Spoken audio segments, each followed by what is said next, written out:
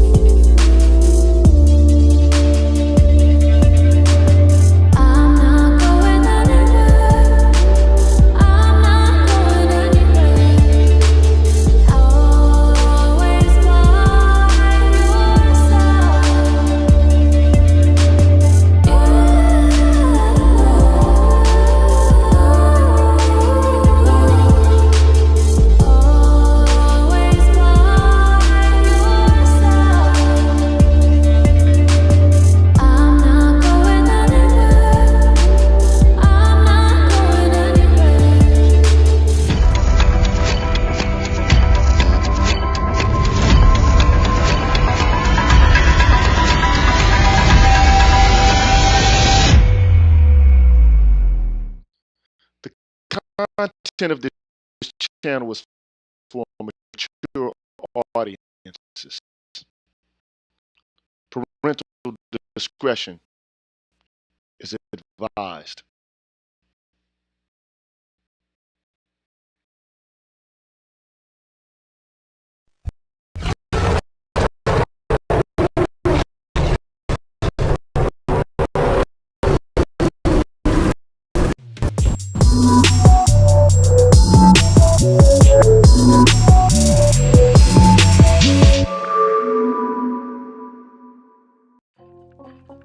What's good, y'all, man?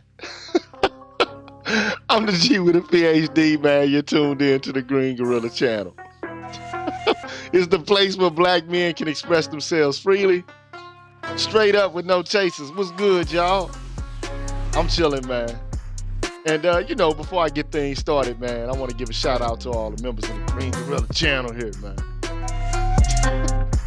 That stuff, man, that you saw stuttering, man, that shit, man. Hey, man. Technology is a motherfucker, man. It works when it want to work, and it doesn't work when it doesn't want to work. But anyway, man, Let me give a shout out to all the members of the Green Gorilla channel. I want to give a shout out to B Hillfire, Jay Charles, Mark Hope, Lee Ways, Jeffrey Speed, The Nameless Protagonist, The Face, Rais Muajib, Mark Swift, Show Me, Black Dog, Odd Collard, Craig, Raphael Brown, Omni Americana, Deanne, Donald Watts, Barry Little, Ryan Jackson, HipHop.CATV, Coach DC, The Remedy, Kashif Caldwell, Infamous Chillin', I Am Black Man, Nichita, True King 337, May Rest in Heaven, Force Windu, Mr. Blue Collar, Barnolas, Kyle J. Sura, I'm Just Jules, The Book of Ronin, Ab Media 83, Damon Harris, Brian McMurray, Mr. Luke Meth, TD Hip Hop Media, Drew Main, Shop Talk Live, Mr. Heat, Afro Analyst, NEU, Isa Abdul Sahir, Sir Anthony, Deshaun Nolly, MLR, Charles Rogers, Universal 178, Black Swerve 404, Rashid Barnes, Aaron Smith, DH, See Truth the Revelator, Gold Professor, Black Pill Ned Stark, Author Unknown, Dr. Hasan Johnson, Into His House, Brian Williams, Kalanja Kala, Sherrod Martin, Ricky Dawson, Cedric Bowman, True 7360, BK Born Shaheed, James Washington, Hostile Adept, Seventh Coast Dojo, W. Pierre 1, Roguish the Billmonger, I Care, BGS Ibmore, Marvin Battle Jr., Kwaku 217, S. Haywood, Dragon 59, Supreme Ibmore, Adrian Hicks, Jay Bailey, Mr. Michi, Momal, William Ruffin, Brew, and Asangwa. Shout out to all y'all, man. Thank you so much for being members of the Green Gorilla channel. I appreciate you and all your help and all your support. Word. I'm gonna try some applause. I don't know if it's gonna stutter or stumble. Yeah, it's stuttering and stumbling, man. So we gonna stop that, man. For some reason, I can't get no get right tonight, man. I can't get no get right. I think it's because I'm straining the system, man. I got my virtual camera going so I could include my guest, Dr. Hasan Johnson. So with no delay, let me get that out of the way and get him on up in this joint. Let me switch over to another scene, man, and get this going with Doc Johnson.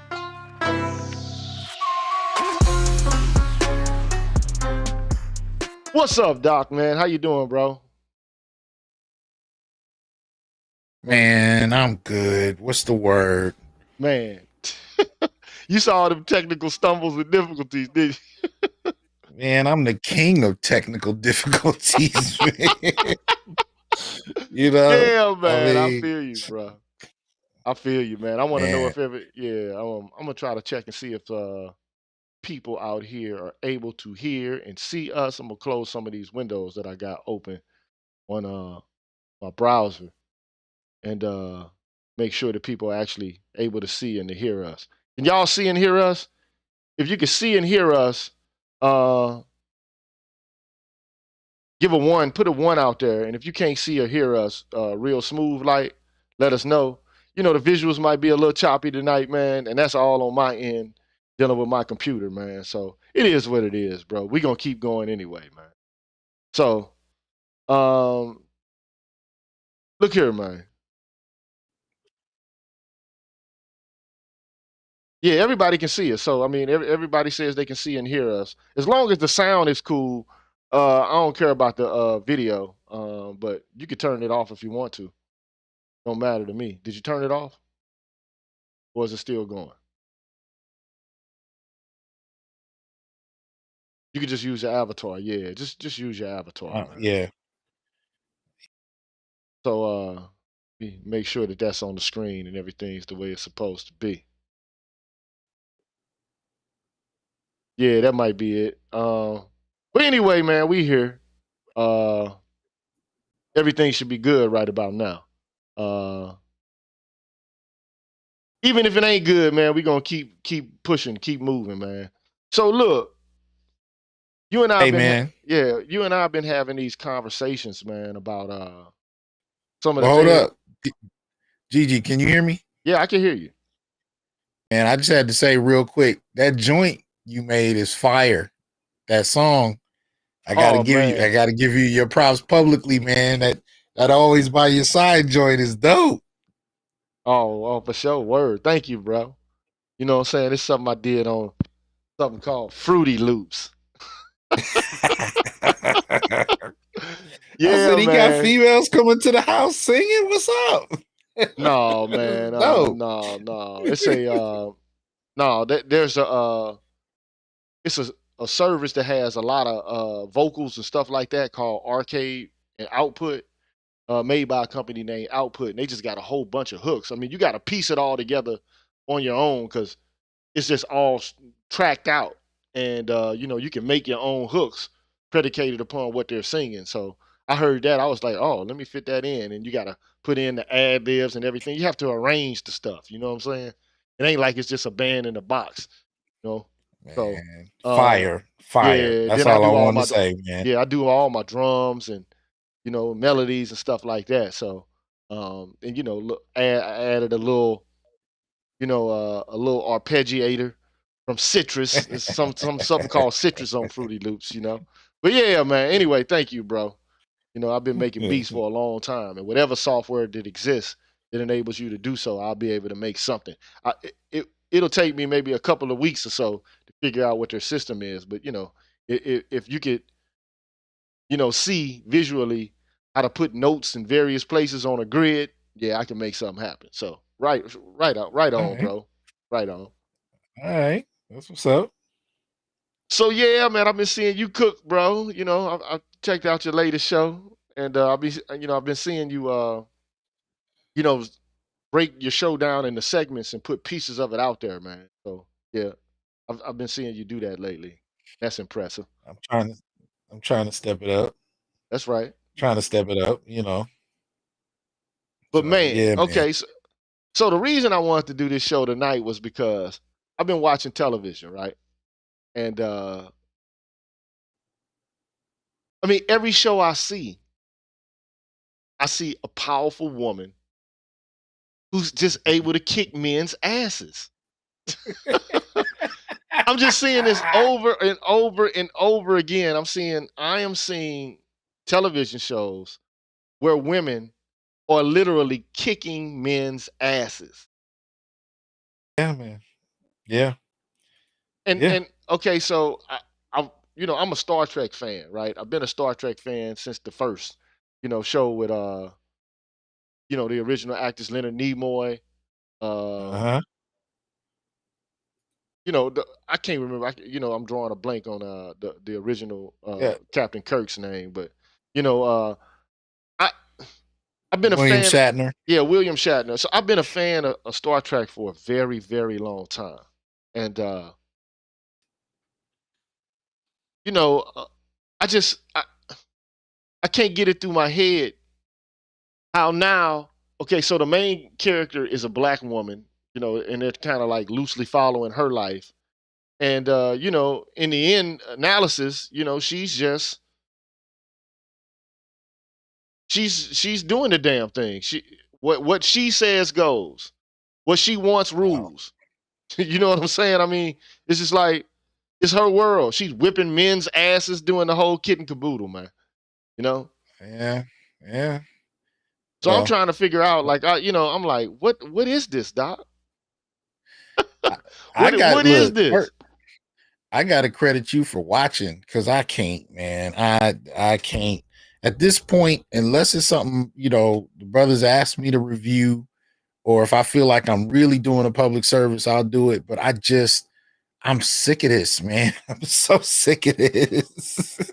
And look, I understand, the idea that people want to have, positive representations on the screen, right? Right. I get this. I understand that. I get that. But what I don't understand is why is it necessary to have women doing things on screen that are impossible for them to do in real life? I mean, in association with men and how, they interact with men doing fight scenes and it's insane to me. Look, I was watching I think it was Iron Fist when that came out on Netflix. So it was after Luke Cage, and it was the Iron Fist series. And the what's the sister's name? She's actually with Cory Booker in real life, actress. Her name escapes me at the moment. Um, damn, Avery I'm messing Brooks. up. No, it's she just played Ahsoka Tano on the Mandalorian. She's a nurse and she's playing in in these Netflix Marvel series. She's in the Daredevil. She's in Luke Cage. She's Rosario actually Luke Dawson. Cage's girlfriend, Rosario. Thank you. So Yeah, she's a nurse and she's in this this series right with Iron Fist. So all these martial artists and whatnot going back and forth. And she done took a couple of martial arts classes. Literally, her character took a couple of classes and they bombed this building she was in and they had special agents coming down from the ceiling like specially trained military and she's kicking they behind, man. She's a nurse with a couple of classes in martial arts. I mean, this is I'm like, I'm watching this like y'all, but the culmination really was the last Star Wars trilogy. That's where we saw it reach its crescendo. You know what I right. mean? Force 5 minutes ago, and she's beating up a trained Sith warrior master. And people just look at me blankly when I say this because I guess you got to be into Star Wars to get it. So I tried to give them an analogy. I said that's like walking down. That's like if it was a regular old 5'4" woman walking down the street, and she walks by a boxing gym, and she walks in, and there's actually a champion, professional boxer working out, and she gets in the ring and beats the crap out of him. That's about the equivalent of it. You know what I mean? But this is so widely accepted now that if you actually question it, you're a misogynist.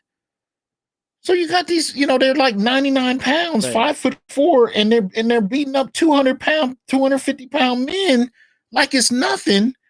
And I'm like, y'all gonna get people hurt. I'm telling you, and I've been saying this on my show. My son is 15. But up to the age of 12, 13, he had never seen a boy lose to a girl in any form of media. Never. I'm like, y'all about to get people hurt because there's only so much men are just going to take without responding. See, women at this point think men don't respond physically because we're afraid of them. Men don't respond because they don't want to go to jail. But there's a lot of women that have been socialized to believe that they are these super beings. And the reason men don't respond the way they're initiating violence is because they're posing that much of a physical threat. And it's like, no, men have been constrained by policy, Violence Against Women Act. You know what I mean? This is policy based. Cats know they're going to go to jail. Women have no such reservations. And all of this media is just making it, in the entitlement is just getting worse and worse. So now I'm watching 50-something-year-old Right. Queen Latifah kicking dudes through walls. I'm like, come on, girl. I mean, maybe if she was Hey, a look. sniper, I could get down with a sniper or something, but come on, man. I Right. can't. See, okay. So look, I'm gonna keep it 100 with you, right? So let me go to another screen, right? And let me know if you can actually see this. I might have to go back and forth, and it might look a little ugly while I'm doing this. But um, I wanna show you something, bro. Uh, can you see that? But Can you see that, Doc?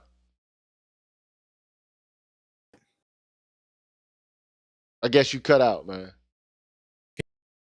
Yeah, so for some reason, yeah, I can hear you. Can you hear me? yeah, I can hear you. I don't see anything yet. You don't see anything? No. Okay. Um, yeah, at some point it should kick on. Okay. Maybe so on oh, let me see. Yeah, you should see something. You should see something now. So basically what I Now I'm have is seeing it. you see it? Now I'm seeing it doing something. Yeah, go ahead. All right, so I got this article, right? And it's about Queen Latifah and the equalizer. Because it was late at night, it was about 2 in the morning. I said, fuck it, man. Restless. Let me look at my fire stick.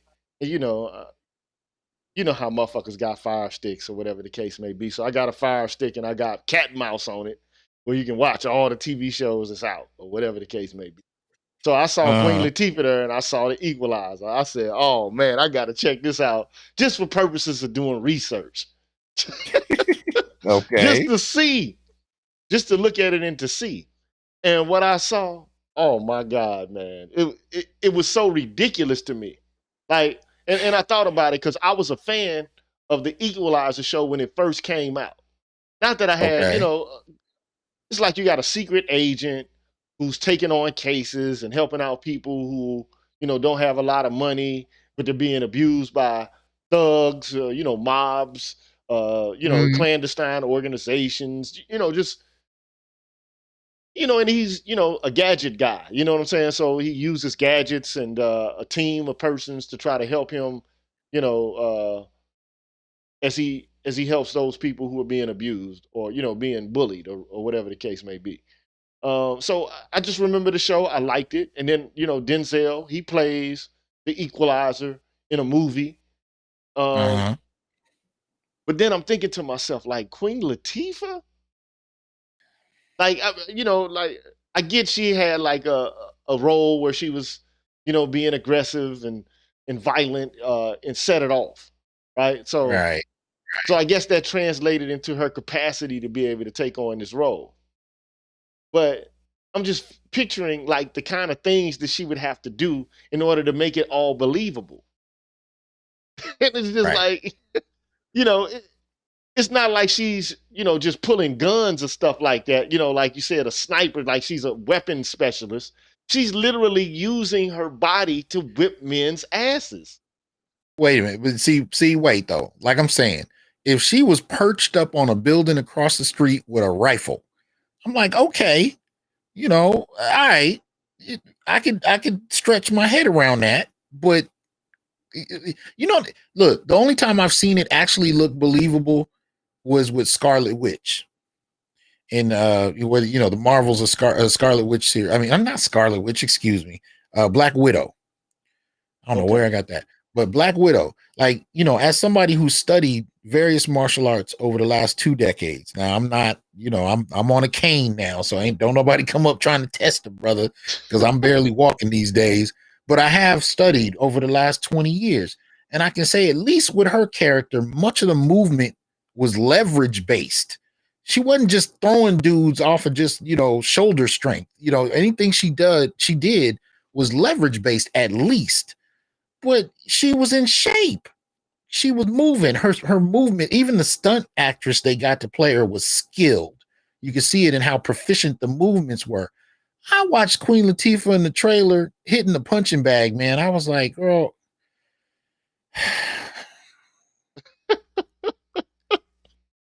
Yeah, I saw that. I saw Latifah hitting the punching bag. I mean, I was like, oh my God, man. You know, looking like Larry Holmes, flabby as sick. Want to play a hate on my shit. I looked at it. I saw it, man. I said, "Oh my God, man, is this like real? Is this supposed to be like?" And then I don't know if she's gay in the series because she's got a daughter, but there's this woman that she lives with. You know what I'm saying? And I'm like, I'm wondering if they have like some sort of relationship, or is that her maid or some shit? Like, what is this? Come on, man. You already know. You already know. Anything to not have a man in her life. But like you Right. can't be that much of a boss as a woman and tolerate a man, can you? Or I'm at just being least, honest. Like you not I mean, the only kind of man you could have are the kind of men other women don't want. So she ain't gonna have no whole lot of competition to keep that dude. I mean, it's man. Uh, I well tip my anyway, hat let's to look. you, brother, for watching it. Okay, so look. There's this article, man. It's called Queen Latifah is too old to be an action hero on the Equalizer, according to the fuck boys on social media. Now you know this article is written by a man and it's written by a black man. Okay. Now the name of the black man is Brian Richards. Okay. I don't know if you know who Brian Richards is, but he is a staff contributor to a blog site called Pajiba. Okay, and he writes about film, television, pop culture, social media. He lives in Brooklyn. He spends most of his time dressed in black like the Omen and coming up with creatively profane insults for anyone who gets on his last nerve. So, he'll curse you out. Okay, that's cool. So anyway, he wrote this article and he's calling men fuckboys for being critical of Queen Latifah playing this role. Okay. And so anyway, man, I want to read from it and just give you a gauge of what this guy's thinking, okay? And how people who are seeing the equalizer, how they're responding to it, okay, in popular culture. Okay.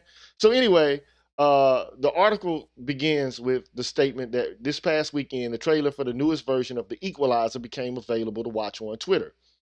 Based on the CBS television series that aired from 85 to 89 and starred Edward Woodward, which was later adapted into 2 feature films starring Dustin's favorite actor, Denzel Washington. This adaptation now stars Queen Latifah in the role of Robin McCall, a recently retired government operative who decides to use her skill to help others who can't find help anywhere else. Okay? So we all know the story of the Equalizer, right? We got that. All right. But then it goes on to say, there were those who were very happy to see Queen Latifah on screen once again and to see her kicking ass and taking names. Oh, God. That's why I got kicking ass and taking names in my title. Kicking ass, taking names, and calling the police. So look, okay, so it says, and there were other people who couldn't help but laugh and roll their eyes and talk shit at 1, the Equalizer now being played by a woman, and 2, the Equalizer now being played by a black woman, and 3, the sight of a 50-year-old Queen Latifah being in action hero mode and expecting viewers to find that believable. Okay, so there were some reactions. So there were some reactions to this, and here are some of the social media reactions. Nope, y'all just equalized the Equalizer with this bullshit comedy sketch. So that was one reaction. So people who are non-believers, and then another one says at the 1 minute mark she couldn't get her leg all the way up to actually kick in the door, and I fucking lost it. Oh, wow. Yes, please show us more of this old and out of shape woman supposedly taking down younger, in shape men. What a steaming pile of garbage. Another guy says, what a joke. Another stupid gender spin on an original series. Like there is any reality to this. Laughing my ass off. Should be on a kids network or sci-fi for being a big joke. Then another guy says, call me when CBS brings back the Wayans brothers as Simon and Simon.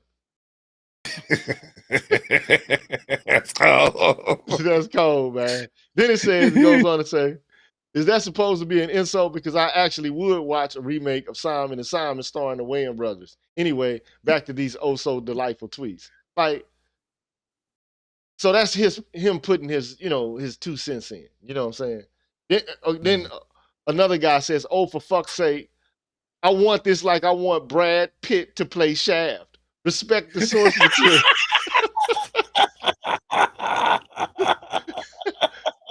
Or Robert Downey Jr. playing that motherfucker,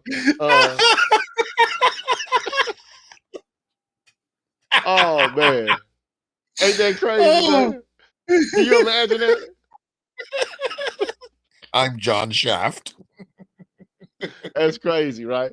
So okay, so then he responds to this by saying, "Sorry to tell you this, random internet fuckboy." So he's mad that people are, actually saying that this shit is ridiculous, right? So he's like, sorry to tell you this, random internet fuckboy. But if anyone is going to play Shaft in the next movie, it's obviously going to be Michael Cera.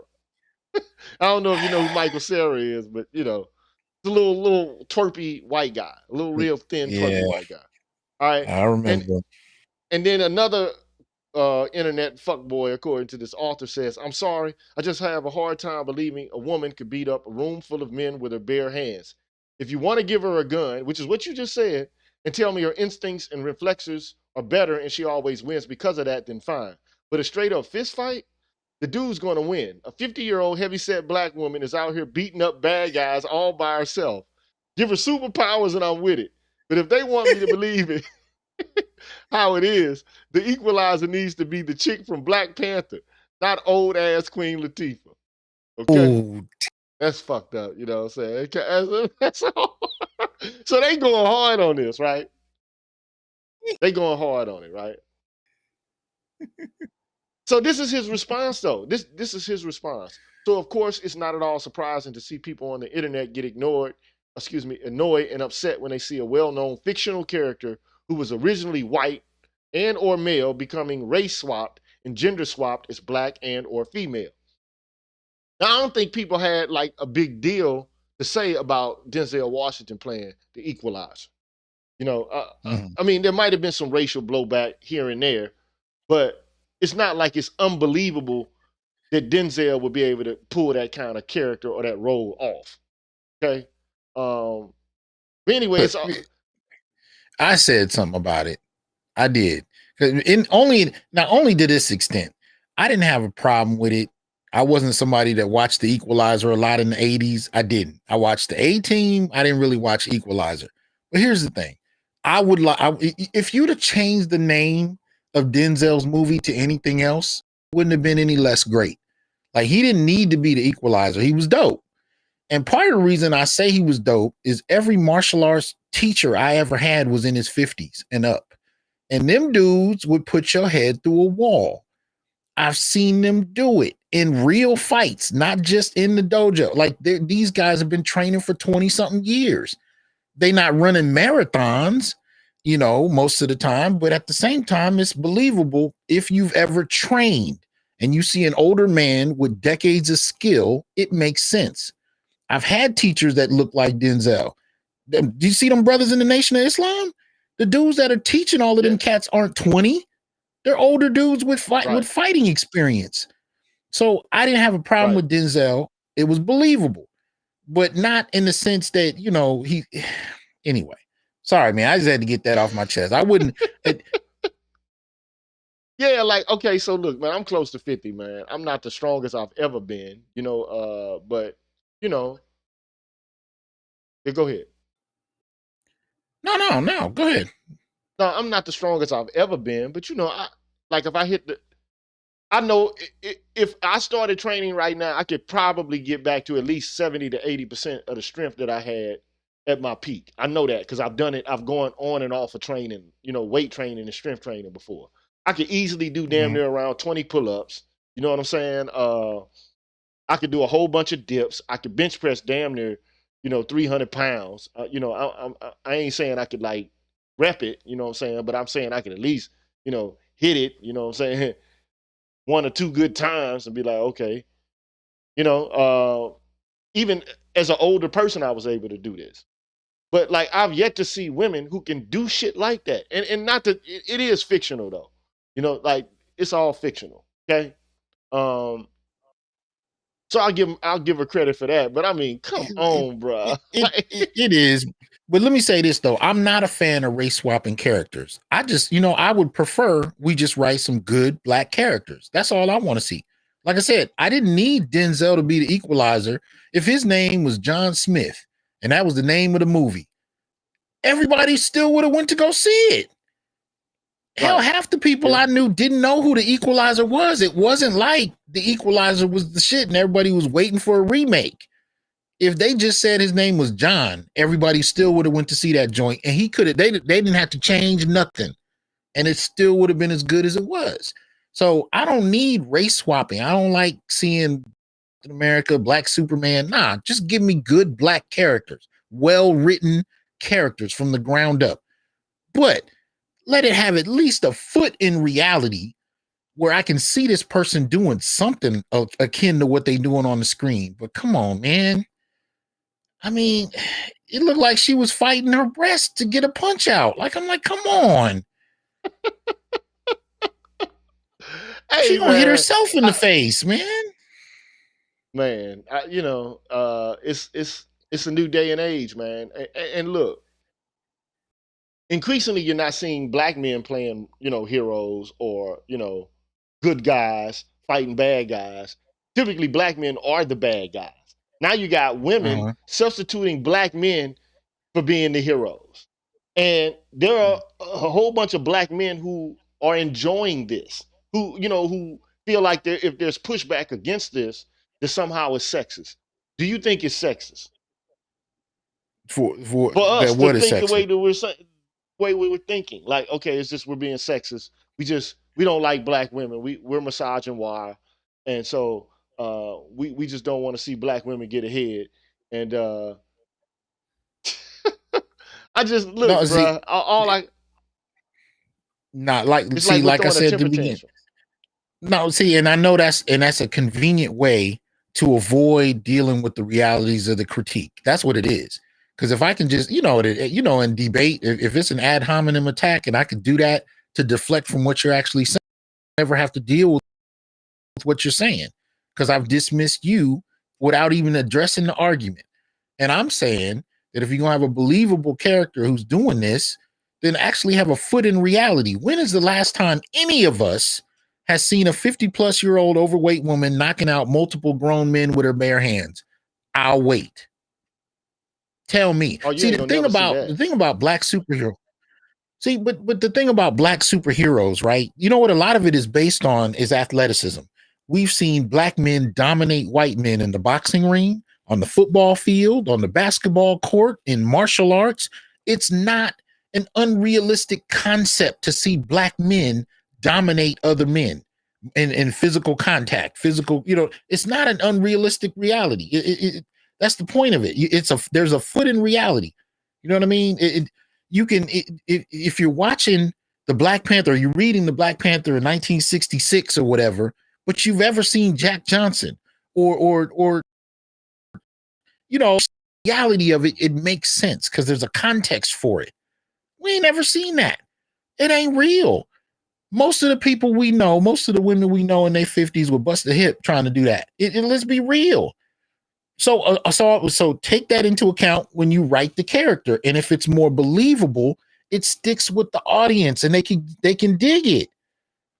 I mean, that's all I'm saying. Make it realistic Right. enough to where we can get into it. And let's not get it twisted. And let's not get it twisted, man. These kind of shows are primarily shows, man, that are supposed to be marketed towards men. Like The Equalizer was not something I'm sure that a whole bunch of women were sitting around and watching. I think mostly men were watching that television. So maybe now No more. the idea is to target market to women, these so-called positive and powerful characters, so that they could feel good about themselves. But I mean, like, damn, Nobody was waiting for Ghostbusters either. But hey. So I mean, hey, man, they're taking on masculine roles, bro. Like you see it everywhere, and that's why I did that show yesterday on Simone de Beauvoir, right? To try to Mm-hmm. Mm-hmm. get people to understand that distinction between sex and gender came from her. Now, whether or not she intended it to have the kind of consequences and effects that it has, at least I want people to be understanding of where the concept came from and why people are pushing Mm-hmm. this agenda. So this is what makes it now possible for women to say, or for females to say, okay, well, I identify more as a man than I do as a woman. Okay. But see, the problem with this to me is they want to be able to say that they're like men, but they don't want to have the same social responsibility and deal with the same consequences of Right. interacting along with men. So they want you to take off the gloves as they play the role of men. And I'm like, why should I have Mm-hmm. to do that? To me, I shouldn't have to do that at all. If you, like, for example, if you decide that, okay, I'm rough and tough, I identify as a man, or I'm aggressive and I identify more with the masculine side of who it is that I am than the feminine side, and I'm just going around bullying people, acting like you know uh, some aggressive asshole. Then you got to deal with the consequences associated with that, especially if there's supposed to be true social and political equality. But they don't want Right. that. They don't want that. They still want to be able to preserve the treatment traditionally associated with womanhood, but not at all performing any of the duties and to perform the comportment associated with that role. And this is causing a Right. problem for men. And that's the argument that none of these people want to take into consideration. And I think, as far as I'm concerned, that's just acting on bad faith. That's just this cannot persist. I don't know how long they think this is going to last, but it can't last forever. And if you, like you said, your son, he's been watching television and movies for what, 13, His 14, whole life. his whole life. Yeah. And he's never seen a situation in which a woman was bested by a man. The woman always wins. And that's supposed to be performing some sort of compensatory function related to women being oppressed throughout history or something. I don't know. But think about it. You got young guys seeing this kind of stuff on television, right? Where women are whipping ass. So what's to stop him if he getting, like, if a woman comes at one of these young guys and all they've ever seen is women whipping men's asses? What's to stop that young guy from punching the shit out that young girl or whoever else might come into his path? What's to stop him from doing that? Well, especially if she's entitled enough to attack him because she grew up watching the same things. I mean, hell, this has really been going not as extreme in the 80s. You know, in the 80s, you had He-Man and you had She-Ra. So they started developing these comparable female characters, but they still kind of, you know, had their own logic to it. It wasn't this brazen, right? But it's just gotten more extreme. So what they're trying to do doesn't even work within the context of their own stories. So let me give you an example. In the article we're reviewing, at one point he talks about how what he calls the F boys are messed up because, you know, they can't handle this, but they can somehow handle an old what's the other the white he mentions him, the white dude who played in the one where his daughter gets kidnapped. The original. No. Neeson. Damn it, what's his name? Liam Neeson. He talked about Liam Neeson and the movie series where his daughter gets kidnapped, right? And he's saying, well, if y'all can take an old man, you know, like Liam Neeson or Denzel, then you should be able to basically take Queen Latifah. But here's the thing: this is if you really watched any of those movies from Denzel to Liam, they didn't just take an old man and have him do a bunch of Bruce Lee stuff. That's not what they did. They moved like older men who were trained to fight. Again, I'm going back to my martial arts bag because this is important. If you've ever seen a skilled martial artist who's older, the biggest thing that you'll notice these dudes do, in contrast to young men, is they conserve energy. They do the absolute least in movement, but the most effective movement for the least amount of energy. That's their thing. They conserve energy. They're not doing backflips and flipping off walls and thus none of the characters did. Denzel was trained for that role. Liam was trained. You could tell in the movements, but again, they weren't trained to fight like young men. They were trained to fight like old men with years of experience.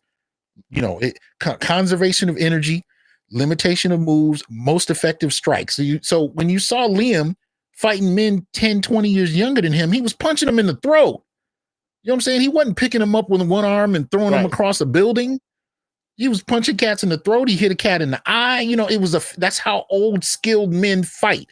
If you ever run across a martial artist who's in his 50s, leave him alone, because they don't fight fair and they're vicious and they know what they're doing. But the biggest reason they fight like that is because they know that their physicality has diminished. So they've compensated with experience and effectiveness. And that's how those characters were written. These women characters are not written with an intelligence for, you know, a logic that goes with what the character does. They just come in and beat everybody up because I think they're trying to cater to the female dollar, and they know women want to see themselves as powerful, but there's no logic to it. So I just wanted to kind of add that, man, because the comparison he makes in this little article was ridiculous.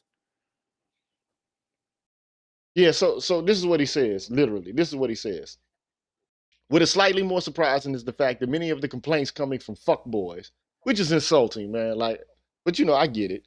On the internet in regards to Queen Latifah being too old to play McCall and to be the lead in an action series. And honestly, I should stop being surprised at the things that fuckboys will say on the internet because they never stop finding ways to infuriate and disappoint whenever they let their idiocy and their keyboard courage do the talking for them.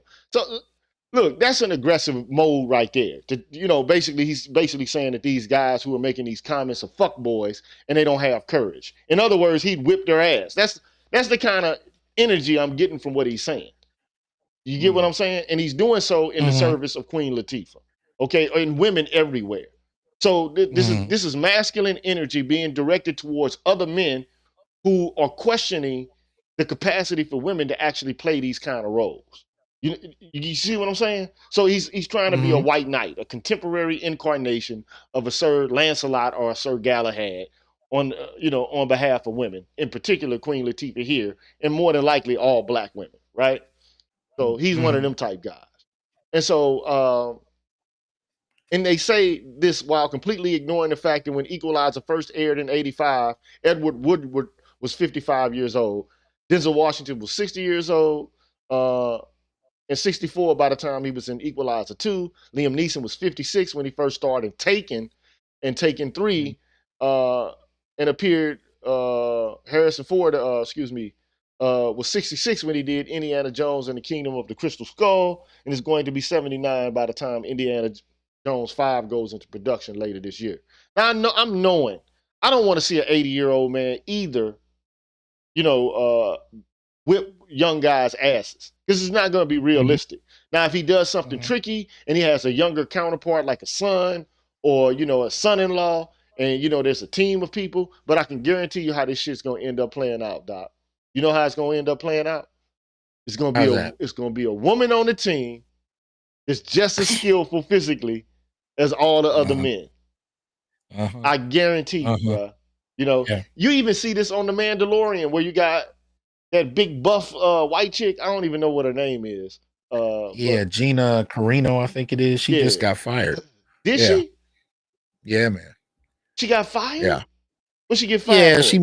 she made some public statements. I can't remember what it was about. I think it might have had to do with Jews, but she made a public statement and they fired her, and it's all kind of hell breaking loose right now. But yeah. So they hit her with the cancel culture. Yeah, man. And she's been talking about that, so they hit her with it. Yeah. Yeah. So that's some bullshit, man. And Disney, man. See, this is what has happened with culture like this. They've allowed political correctness to be the prevailing attitude.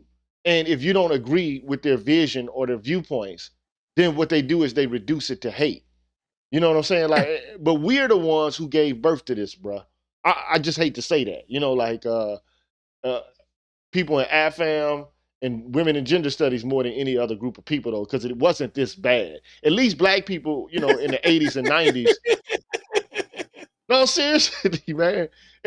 Because seriously, at least black people will come out and argue, and have conversations with these people and, try to show how stupid, just hating black folks on account of them being black is. And, but with gender, there's, in sex, there's something different going on altogether. It's as if you don't accept our viewpoint and you don't follow our creed, then we'll just get rid of you. You don't deserve a job. You don't deserve a life. Fuck you. We're going to bar you from your profession. This is what these people are doing.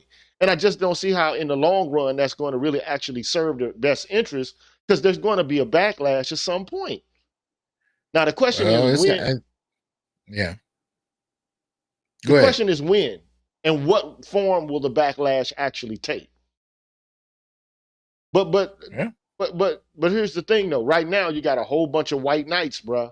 I call them black white knights if they're black men, and white knights if they're white men. There are a bunch of people who endorse politically correct culture and cancel culture.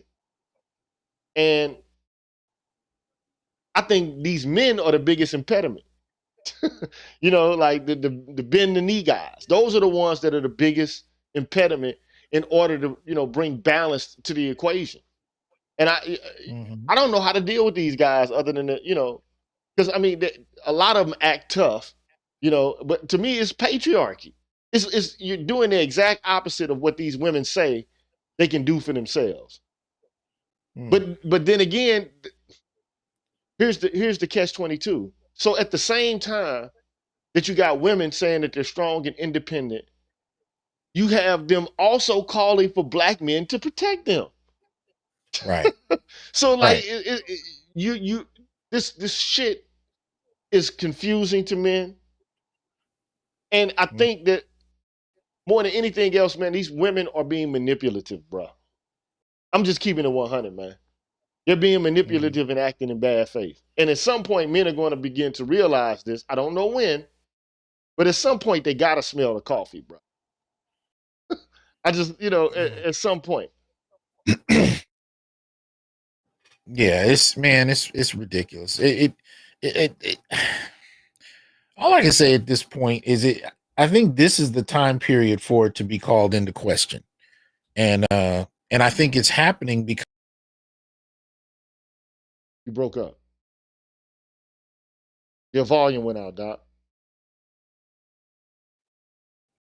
so you can't hear me now? I can hear you now. Okay.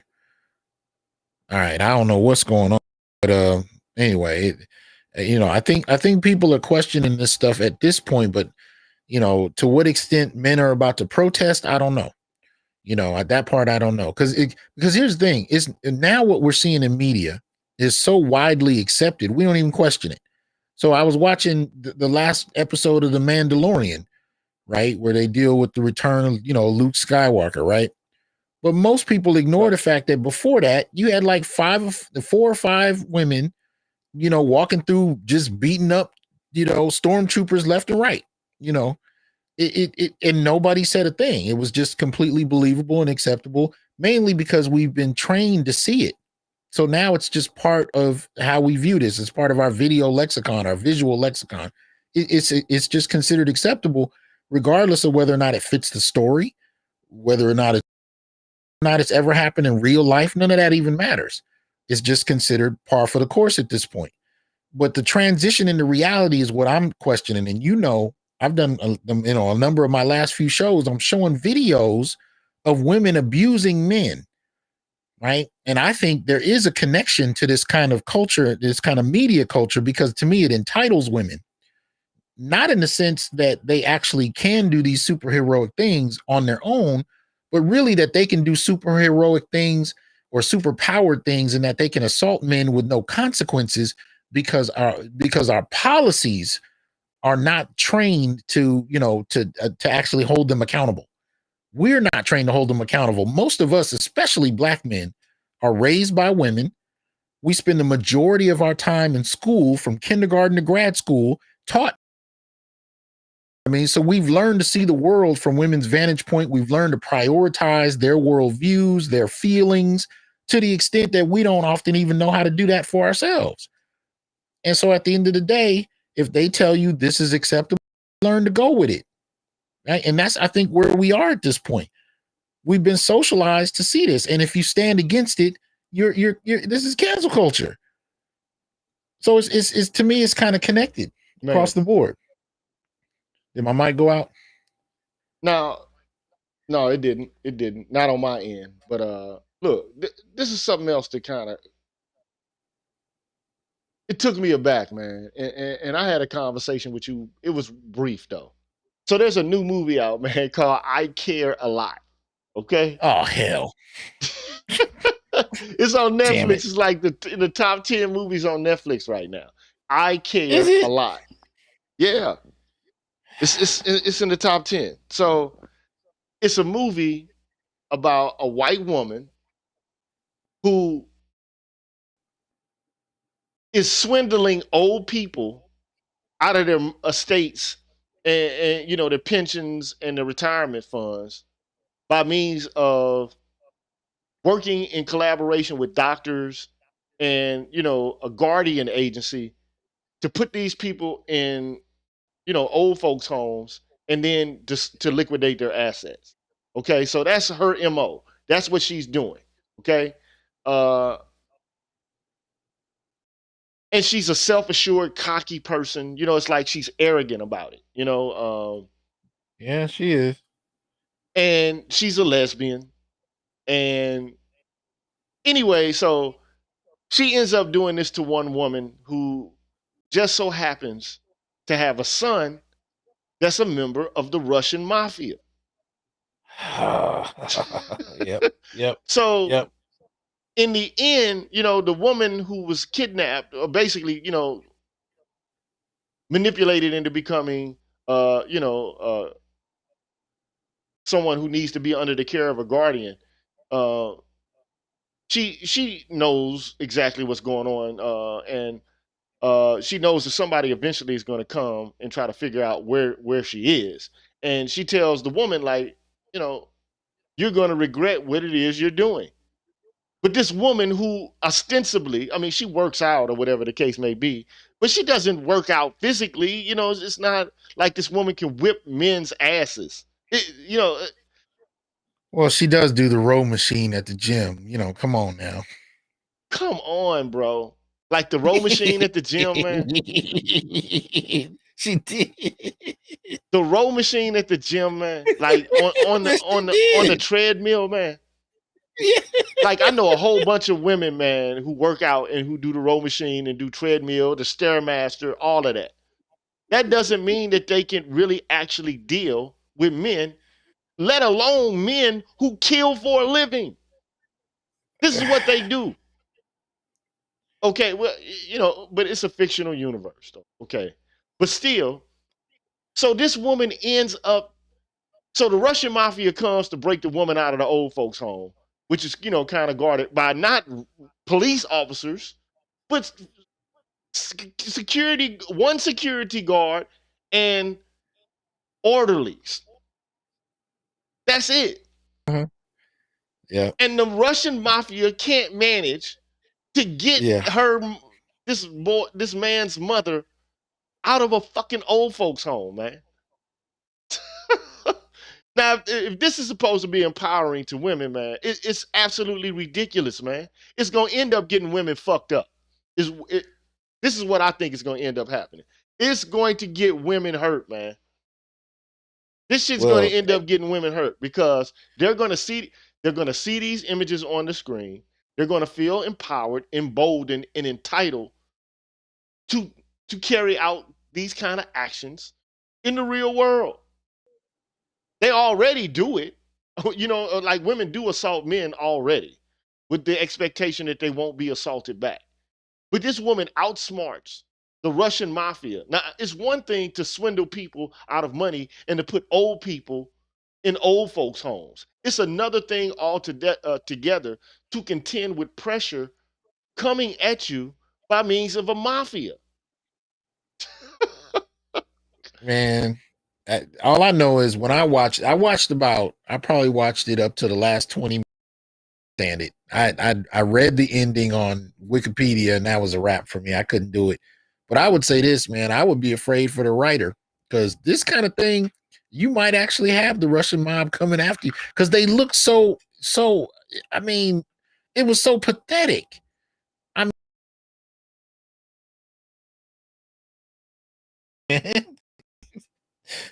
mean, it was, you know what I mean, in the context, it's all them. It was her and her lesbian girlfriend against the Russian mob.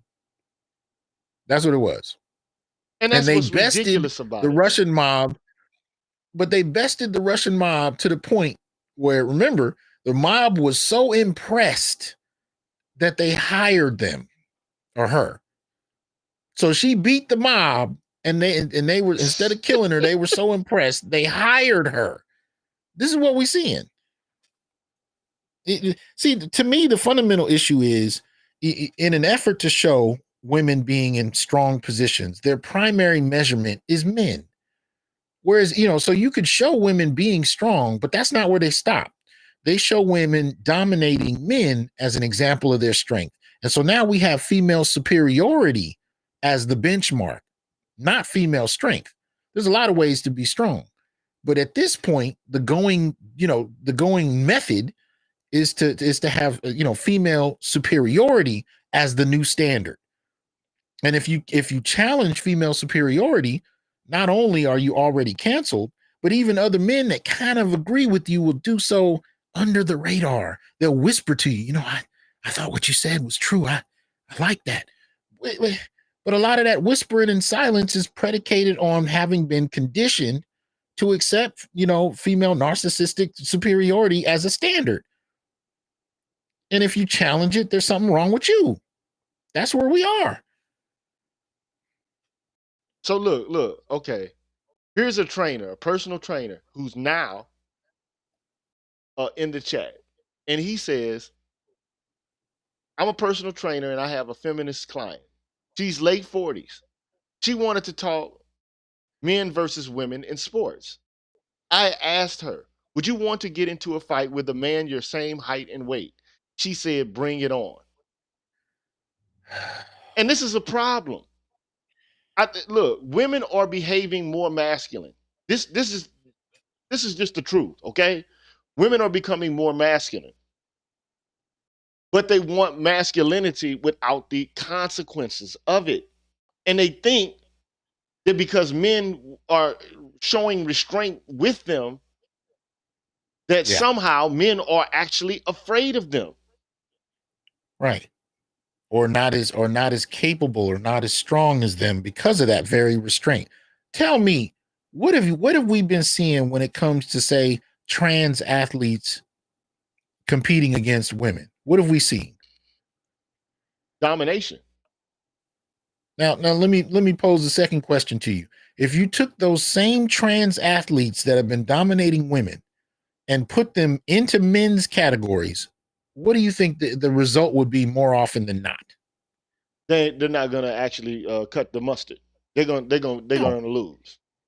They're gonna, So if that's happening, if and some of these trans athletes have been just ridiculously dominating the scene, and yet I don't think anybody argues that they could really take on men in the same levels of competition. So if you actually had men and women actually competing with one another in the way that this woman who's telling her trainer this, it would be a mess. It would be a mess, and nobody would want to see it because here's the thing: when you have men and women competing with each other, the men are going to lean on their chivalry more often than not, for one. But if they don't and they straight dominate women, here's the thing: they're going to be perceived as bullies, right? They're going to be perceived as bullies who hate women. If the women win, they're strong examples of womanhood. If the men win, they're bullies. What man wants to engage in that competition? There's no win for you. Exactly. You're either weak or you're a bully. So most men are not going to do it. And if they are forced into it, they're going to, as you said a moment ago, they're going to practice restraint. They don't want to engage in it. There's no upside for men getting into competitions with women. There's no upside for it. Man, look, I just say this. If you're a lady out there and you're listening, I don't know what you think. I don't know how you feel, but like when you step into a masculine world, it's masculine rules. But you want to change the rules of engagement for masculinity itself to more easily align with your own ambition or with your own ideals about justice. But the reality is, look, men can become very violent with one another briefly and then be cool. I seen it happen. You know what I'm saying? Like we got into a fight. Oh, okay. Like I don't know if you have any siblings or something like that, but brothers get into fights all the time. Mm-hmm. And then it's cool. It's done. It's over with. I've seen frat brothers get into fights. Then, like a week later, it's good. It's over with. But this idea, I say this, if you feel like you really actually can compete with men, take your ass to the NFL Combine and sign up. Sign up and go through some drills. Take some hits. I'm just saying, take some hits. But and that's get on down. But don't expect for men to pull punches. But they want you to pull punches. But they want to have this acclaim and the status of having strength with men without actually having to face the strength of men. That's problematic to me. Your boy workout with Wayne is killing me in the comments. He's killing me in the comments. What do he say? What He do he say? said I had another client, late 40s, Stanford educated, talk that same feminist equal sports talk.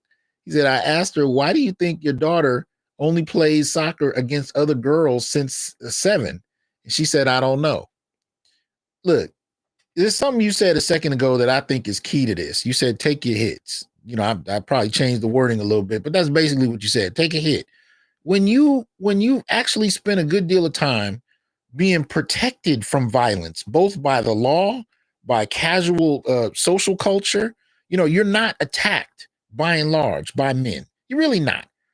I mean, we see it in the news. We see examples of extreme like rape, and we see that those things happen occasionally. But most women, these are the most protected women in the world, man. American women. So you grow up in a culture where you're not really touched. And then you see all of these superpowered women in television shows and movies and cartoons. And I can see how you can reach a point at 40 where to you, everything is everything. 40-year-old, 50-year-old women can take on 25-year-old men. It's not a problem. I can see how you can get there. And the reason I say that is because I used to think one way until I actually got in a gym and started training and competing in martial arts and boxing. When you get hit, player, you know what I'm saying? When you get hit, hell, I remember playing football.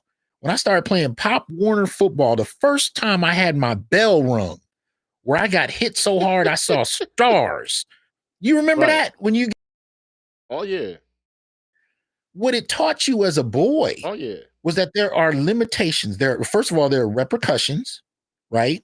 You could haul off and talk a bunch of mess if you wanted to, but you knew there was a point somebody might challenge you on it, right? And then what football and those kind of sports, contact sports, taught you is that this shit can hurt. You know what I mean? Even guys, I mean, I used to look at guys that I thought weren't strong until you got on the field and they knocked you down. And it was like, so then what that taught you is you couldn't always, you know, anticipate how strong a man is just looking at him. You know, you had to get into it. You got to get in the mix. So my only point here is that it's not until you actually taking a hit to where you realize there are repercussions and there are limitations. But when you've never had to take a hit, when nobody you know has ever had to really take a hit, especially against men, you know what I mean? And then you watch years of fantasy media, I can get how you can get that diluted. I understand it. But the answer is to go take a hit and then contemplate what the possibilities are. And nobody wants to do that. Man, they ain't trying to get that type of animosity and smoke. They don't want that smoke. I guarantee They you they think don't they want do. that smoke. Man, they don't want that smoke. That's why Man, the first thing that these women are going to do when that smoke hit them, what you think they're going to do, Doc? man, it's the same thing I've seen when I've seen a woman hitting on a man until he reached his point. He's reached his point where he no longer, and he strikes back. And the thing I've seen happen to women who finally been struck back by a man they've been abusing or hitting on for a while is shock. Absolute shock. Matter And of fact, and I may get this wrong, but I remember years ago, Obsidian told me a story about his own family. And he said, I think it was like his grandmother, and she was like verbally and maybe even physically abusive to his grandfather. And at one point, he said his grandfather like punched a glass table in the room because he was fed up. And he was a quiet cat. He never said very much. And she always at least verbally dominated him, if not whatever else. But one day he had had enough and he broke this thick glass table and she ran out the room screaming. That's what I notice when you've had entitled women who have not really had to deal with the full repercussions of their behavior, especially in terms of physicality, abusing men. When men respond, the response is fear and shock and awe and all of that because they've not seen it directed at them. But when you got to deal with it, It is what it is. But boys learn that kind of stuff early, man. Because I mean, how many fights you been in as a kid, GG? You know, Man, too you many, you too you many you. to number. Yeah, you've been hit in the face. You may not have thought you could beat. You got beat by somebody, or at least hella challenged by someone you thought. You've had those kind of interactions where your sense of reality and your sense of capability are based in what is, you know, real. About female gangbangers who that may be a different discussion, but the everyday average American woman does not see violence like that. They don't. You're right. You're right. Now let me see, man. I'm gonna try to work. Now I don't think my computer's gonna be able to handle it. It's been having a whole bunch of hiccups, but I'm gonna put a link because I want to work out with Wayne to if he can come in and make some comments, man. So I left the link right there. That's to OBS Ninja. And if you come in to OBS Ninja, it'll automatically patch you into the stream and you can make a comment. And Charles Faulkner, you could also come in if you like to. If you don't want to be shown on the screen, just cut the screen off and then you'll put up an avatar or something like that. And it'll be pretty much like StreamYard. But if you want to come in and make a comment, please feel free to do so. All right. But look, these women, man, are gonna cry help and cry foul ball. And look, here's the thing that I want people to understand also, though. Like when women are punching and slapping and yelling and being aggressive towards men, that still creates psychic harm. That's still harmful to men. But women minimize that. Okay, they try to minimize the impact and the effect that they're having on men when they're being aggressive and violent towards men. And I just think that's problematic also. It's as if we're children to these people, man. It's like we're children. No respect for us. No, but they want recognition for themselves, but they don't want to acknowledge or recognize the humanity of the men in their lives. Like I've seen this, like even like with my oldest daughter, like being disrespectful towards men. And I think one of the reasons is because, her mother kept me away from her so early on in her life. But, talking crazy to men, I was like, I had to go off on my own daughter, man, like really bad, bro. You know what I'm saying? Like, I mean, I had to go off on her. Like, who the fuck are you? Who do you think you're talking to, man? But I love the kid, but at the same time, sometimes you can't even mess with your own kids, man. Like it's they've been enculturated with this also. The disrespect for men. Well, if they've lived a reality with no consequences, yeah, that's where it go. That's where it goes. I mean, it's like being spoiled in any other context. If you've never had to taste struggle and difficulty, it doesn't exist to you. And then the first time you got to deal with it, you feel like it's an atrocity. But no, you just haven't had to deal with it. Man, a lot of them have been sheltered from it. Man, look, I played Pop Warner football my damn self, and I recall the first time we had to do like a drill called Bull in the Ring. You know what I'm saying? So that you stand in the center of 30 or 40 other young boys, and they call various numbers, and that guy comes out and hits you. You know what I'm saying? And you got to defend yourself. You know what I'm saying? And so it just is what it is. Some barbaric shit, man. It is barbaric. It is. But you don't know what kind of experience that had for me. It was like, okay, well, at first I kind of like I was a bitch about it. You know what I'm saying? Until, one day I snapped. And the coaches did that shit until I snapped. They wanted to see if I was actually going to snap. You know what I'm saying? And so I snapped. And whoever came into the damn ring, trying to hit me, I was going to hit them first. That's right. If it's two or three coming at me at the same time, I'm going to hit them first. I'm going to hit you, bounce off you, and hit you too. Then we had a drill called stick 'em. They'll put you on the ground, with your back turned to somebody running at you from 15 yards away. You got to get up and make the tackle. You have to get up. And we had some dude, man. They called him Moose, bruh. And this dude was a dope running back, man. You know what I'm saying? Like they'll send Moose at you at least about 15 times. If you can't tackle Moose, you're no use to us. Ooh. You know what I'm saying? So I was like, shit, you know, if you don't get up and make sure that you get him, you know what I'm saying? So anyway, man, it taught me toughness. It taught me what to expect from other men or, you know, other, you know, males and what could happen to you. Not to say look, I done been in fights where motherfuckers got the best of me. It's just real. Right. Okay. Right. All this, I'm alpha. I've never lost a fight. Yeah, man, fucker, quit lying.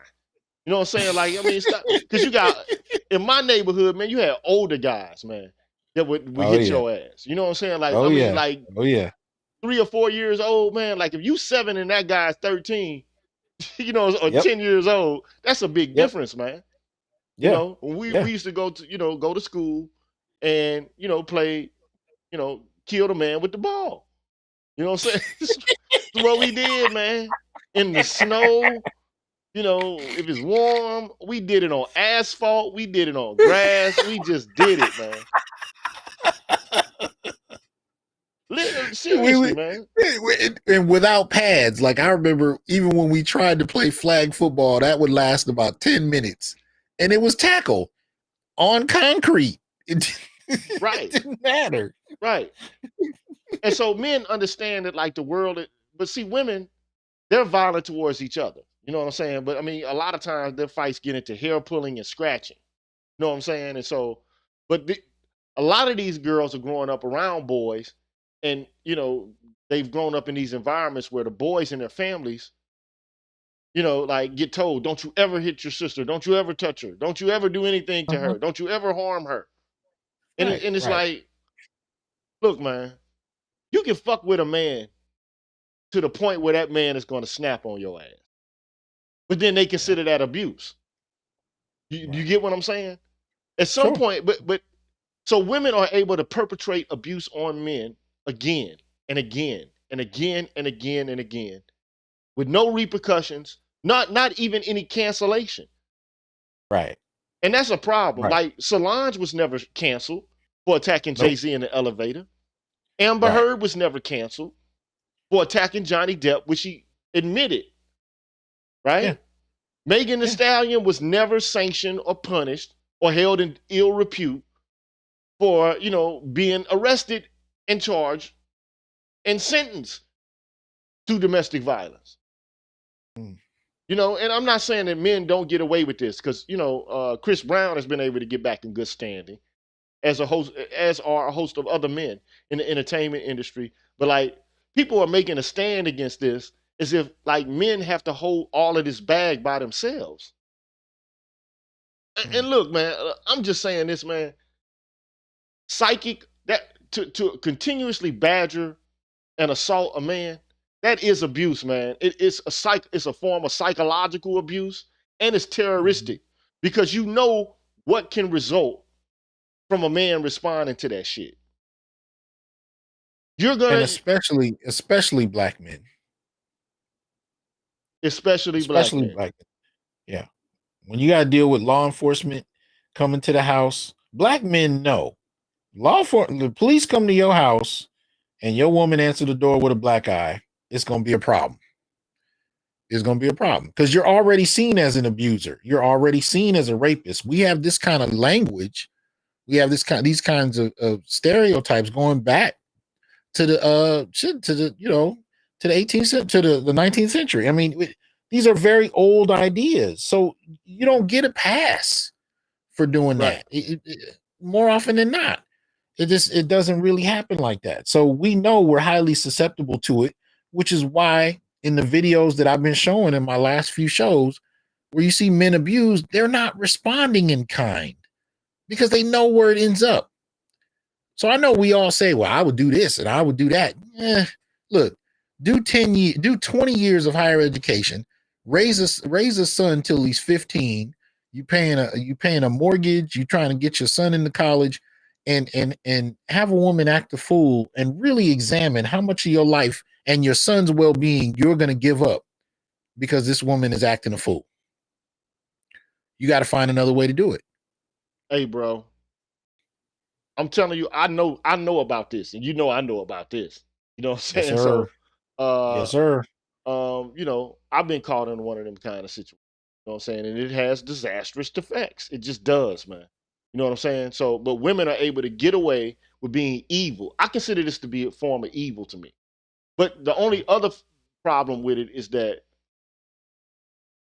there's a culture that endorses it. There's a culture that allows and permits for it. And to me, it's dehumanizing. It means that, the only people in history who were permitted to be assaulted by women with impunity are slaves and children. Yeah. Yeah. I mean, slaves and children.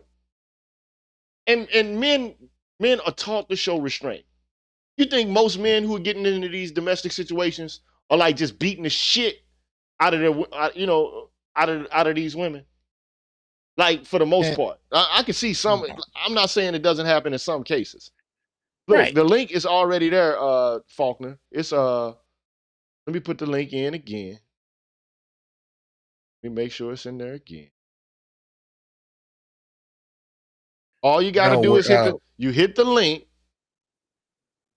and when you hit the link, it's automatically going to put you in. well, you gotta click start. Once you set up the whatever sound you're using, click start, come on in. So Wayne, no, you don't need OBS. Don't need OBS. All you need is a browser. You need a computer or a browser. I think you could even use your telephone. Doesn't matter. Yeah. No? Yeah. Yeah, that's all it takes. But I wanted you to come in and have this conversation with us because you talk about this a lot on your show, and you study this, and you study media as well. And so I just wanted to have you come in and weigh in and give your opinion, because what I would be doing is screaming and yelling and going off on this guy. That's what I would end up doing, man. I would end up Which going is off on this guy. appropriate. Which is appropriate. I hope you still do, because this is ridiculous, man.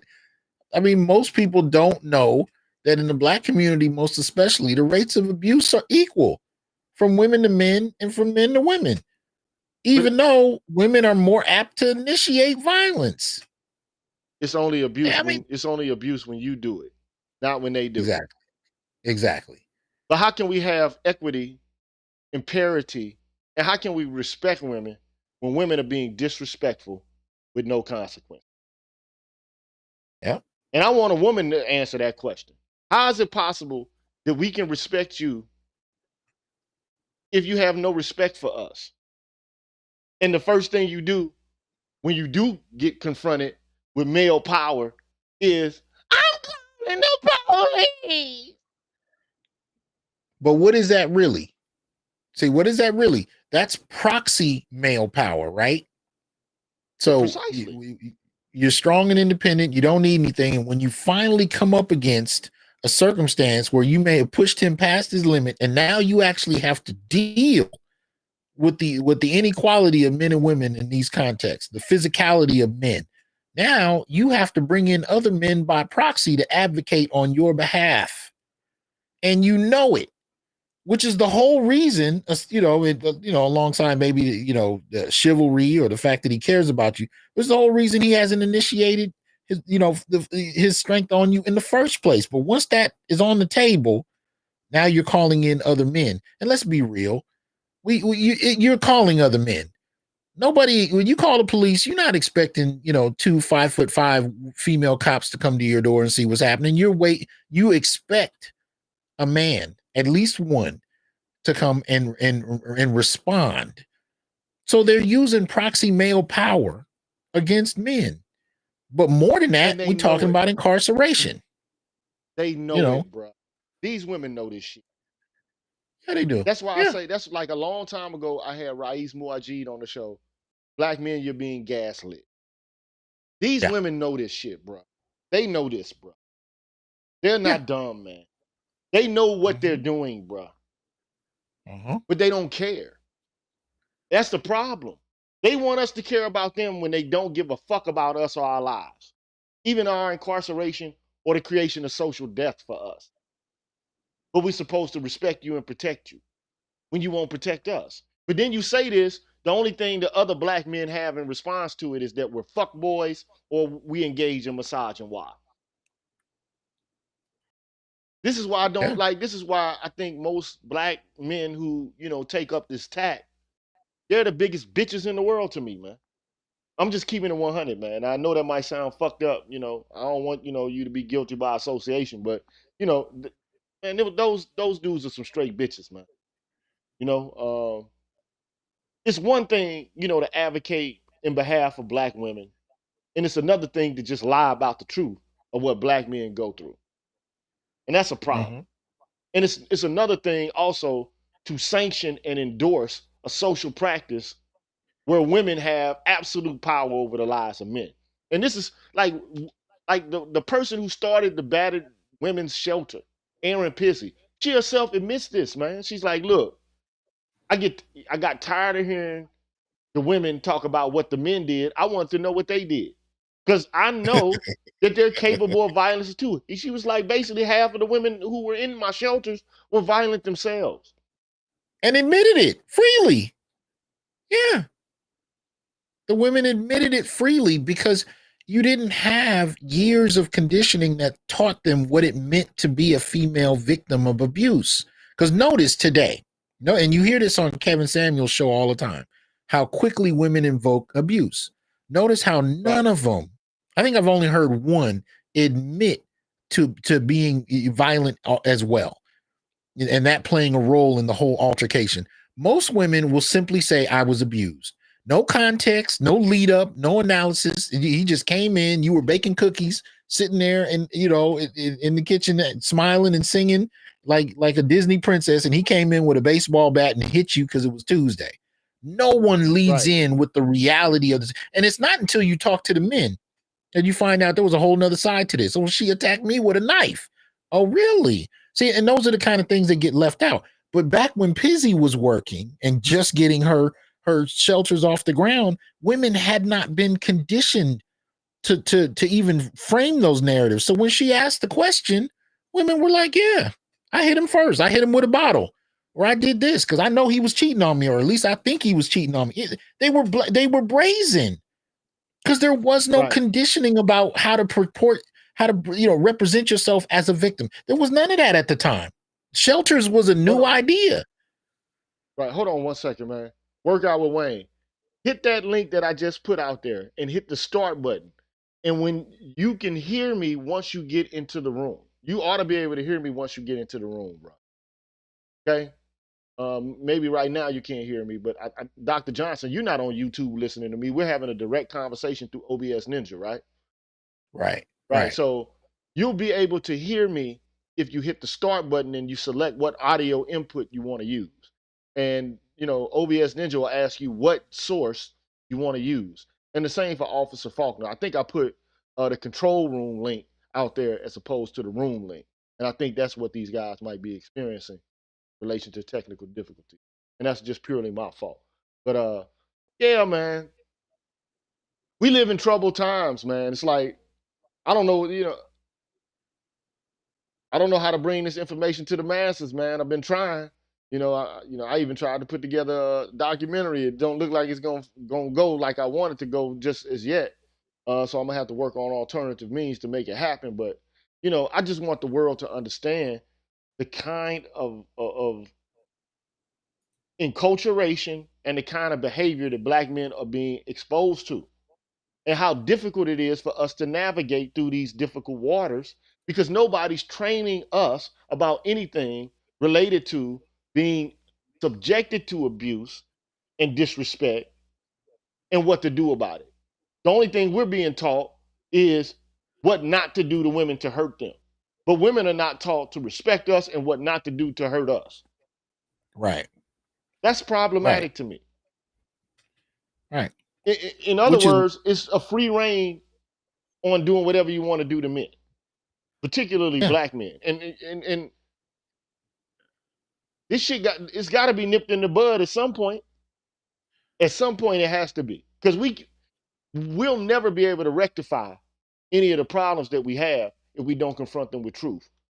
But this culture at large, man, it's you got a whole bunch of Captain Save'ems, and you have a whole bunch of people gaslighting men, particularly black men. So you, I just really don't, at this point, I'm like, what can we do? What more can we do in order to change the situation? yeah. Well, Because I want to one see other the thing I want. situation. Go ahead. Well, I just want to say one other thing I was going to add to the pile though is when I hear, when we actually find examples of women abusing men, especially if it's on camera, it's interesting to watch people's responses. Men are mostly quiet. Women's first question is, "What did he do to elicit that response from her?" And I've seen women in the comment section create a narrative and justify a woman's behavior with no evidence, strictly based on what they feel. And the argument is, more often than not, he must have cheated to her, infidelity. He must have cheated on her to bring her to a point where she was that violent. And what that subtly does is make him responsible for her behavior. But then when you turn that around and you ask about male initiated violence, there's never a reason for male violence. They don't care if you done walked in and you found her sleeping with your brother. They don't care what it is. There's never a reason for male initiated violence, but there's a justification for female initiated violence if he hurt her feelings enough. That's the double standard I hear when people discuss abuse. So when you ask the question, what's the solution to this? Well, one of the things we're gonna have to get past is this need to justify women's behavior at all cost, and this question about, if her feelings are hurt bad enough, does that justify her behavior? And for far too many people, it is a justification. Her feelings are hurt. He was mean. He cheated on her. He did something. Remember last year when the woman had ran over her husband with the car and she was hitting him with the bumper and he was bleeding Oh all yeah. over the concrete? Oh Yeah. yeah. When I read the comments, women were just saying, well, he really must have cheated on her. I'm like, this man is dead with blood all over the ground. She's hitting him with the bumper of the car, walking around screaming. And y'all are justifying this because her feelings are hurt. This is Yeah, that's crazy. ridiculous. If they have movies, man, women have been enculturated to see themselves as being passively abused, and even when they become violent, they're trained or enculturated to perceive it as somehow responding to injustice themselves. But women never do anything that's unjust to men ever. They don't do shit that's screwed up to men at all ever. And if they do, and when they do, men just have to grin and bear it and take it like a man. Uh-huh. That's the essence of what it is. Yeah. The Victor Solomon says, there's not enough older black men speaking like y'all. That is the main issue. There's too many old simps. I agree with that, man. I hate to say that, man, but I agree with it, man. There's too many old simps. They wouldn't take that shit, but a lot of these guys wouldn't take this shit themselves, though. You know what I'm saying? So it's funny, man. It's like publicly men won't tell the truth about how they really feel about these kind of issues. Well, this has been going on, for a long time. It ain't new. When I was young, the older men just kind of said, well, that's just the way women are. Like that was the narrative. In the 70s and the 80s, that's what older men told me about female abuse. That's just, that's just them, just accept it. Right. But the other side to it is when you read Dr. Curry's The Man Not, one of the things he'll talk to you about is in the 1980s, there was a period where actually for several years, black men were more abused than black women, according to the data. So it's real interesting when you look at, especially these feminist groups that want to talk about abuse, they keep the conversation as general as possible. Because if you mess around and you delve too much into black men's lives, you're gonna mess around and find out something that doesn't support your assumptions, and you're not gonna know what to do with it. I've never heard feminists address that not only that time period, but bidirectionality now. They don't. They steer clear of it because women cannot be held accountable for their behavior. It's not something that they're going to allow. SSF Kingship says we're living in a simpocalypse. That's crazy, man. He said a simpocalypse. I think that's true, man. Somebody's in the room. You know, like, is it? Okay. Who we got there? We can't hear you. You got to pick your audio source.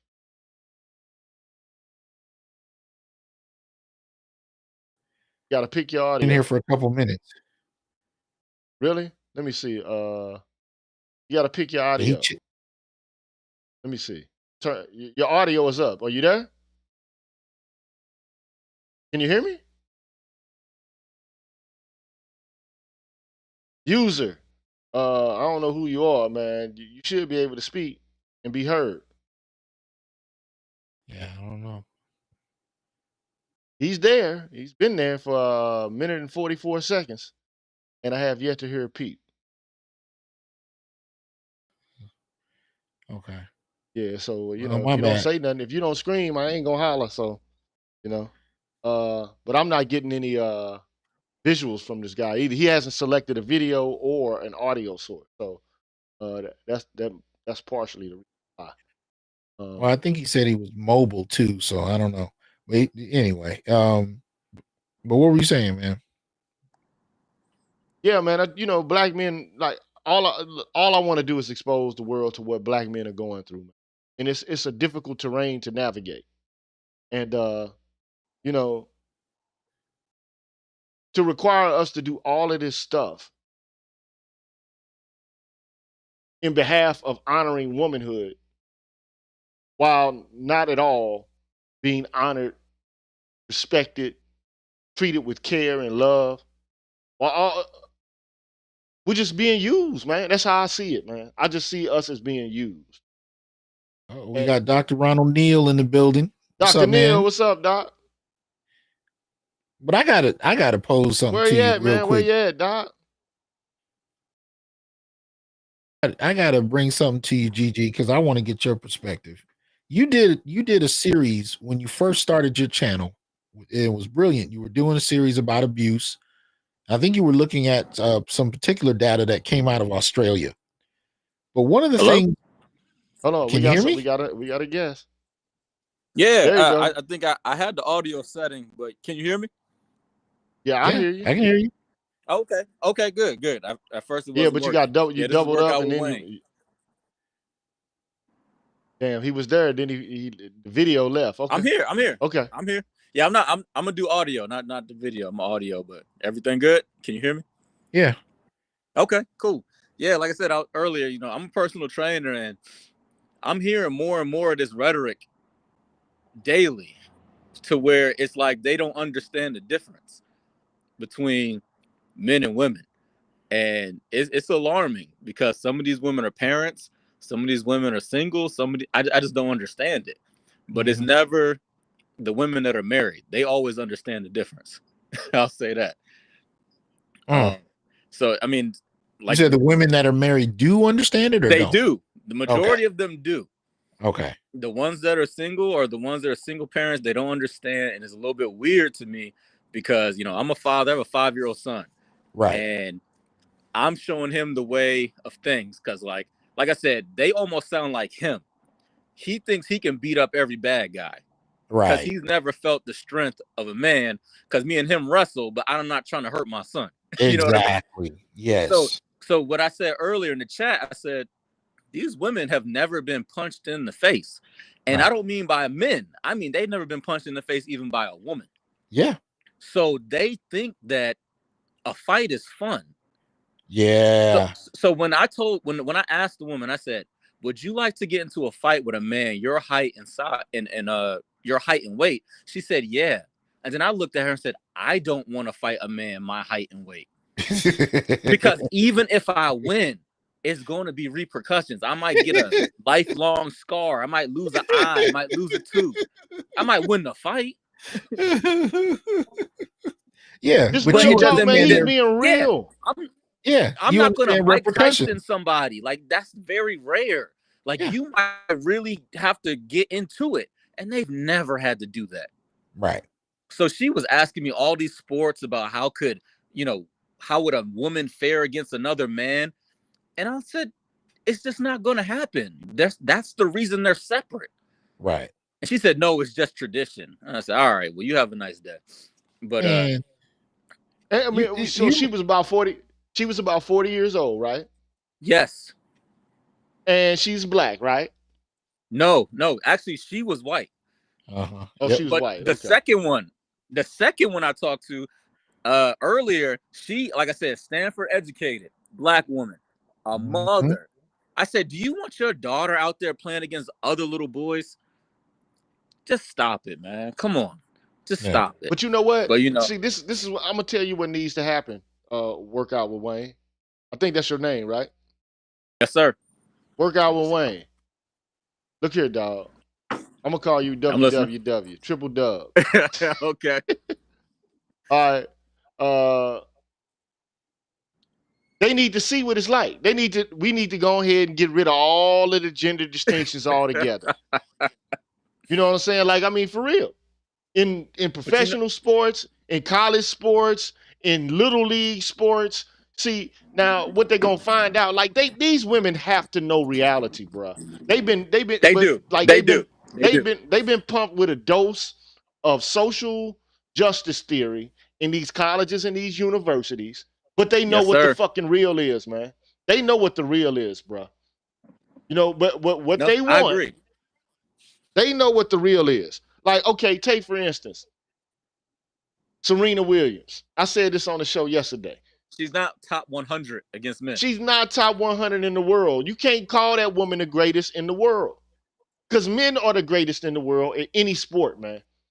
It just is what it is. Now, if you want to talk about how, okay, well, women over the course of millennia have been, dominated by men, and so they've been forced to be the weaker sex by dint of reproduction, I still don't see how that works either, because the strongest men, the strongest men are the ones who are going to have the capacity to have sex with the biggest, baddest chicks, right? Yep. And especially as it pertains to slavery, I mean, we were bred for physical fitness, were we not? So, but that. Go ahead. No, so I'm saying I don't buy the.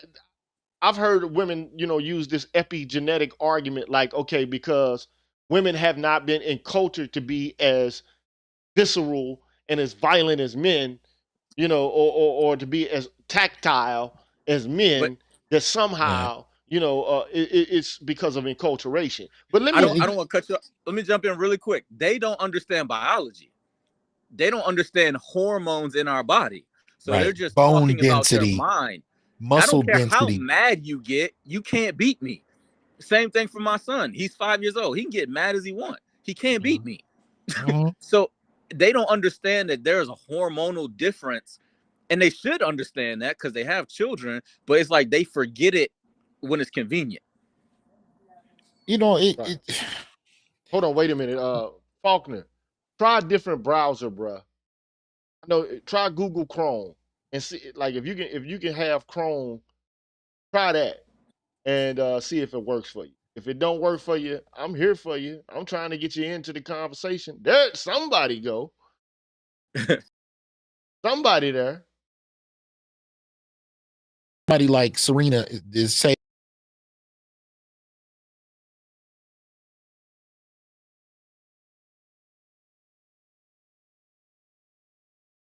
not because, but how much she lifted in relation to her body weight as a woman. They play these games, but it really comes down to avoiding nature. And that's the goal, I think, to a lot of what we call this social justice, theory. is to avoid having to actually deal with the hard line that nature draws. You know, and what I was going to say to Wayne, but nature, you know, yeah, I would. I'm listening. Yeah. What I was going to say to Wayne was, you know, whenever you get those clients, I would have loved that, you know, if I were in your, I'd be like, you know, all right, let me give you a taste of it. We're going to arm wrestle. You see how you laughing? See, but you know what I did? You know what I did? I'm gonna show you. This is how I put my hand up next to her, but I'm 6'1", 220, right? But I put my hand next to her and I said, "Do you see my hand in your hand?" And she said, "Yeah, but you're a big guy." Oh. And listen. But this is what made her brain not understand. I said, "You know, there's men that are shorter than me with bigger hands, right?" Like they don't even understand that fact. They think because relative to size, it's just size. No, a 5'2" man. Yeah. You guys ever seen a wrestler with no legs? Oh hell. He would dominate all these women because that is his strength. Like it's just sad that they don't understand it. Man, I say, What comes with here's.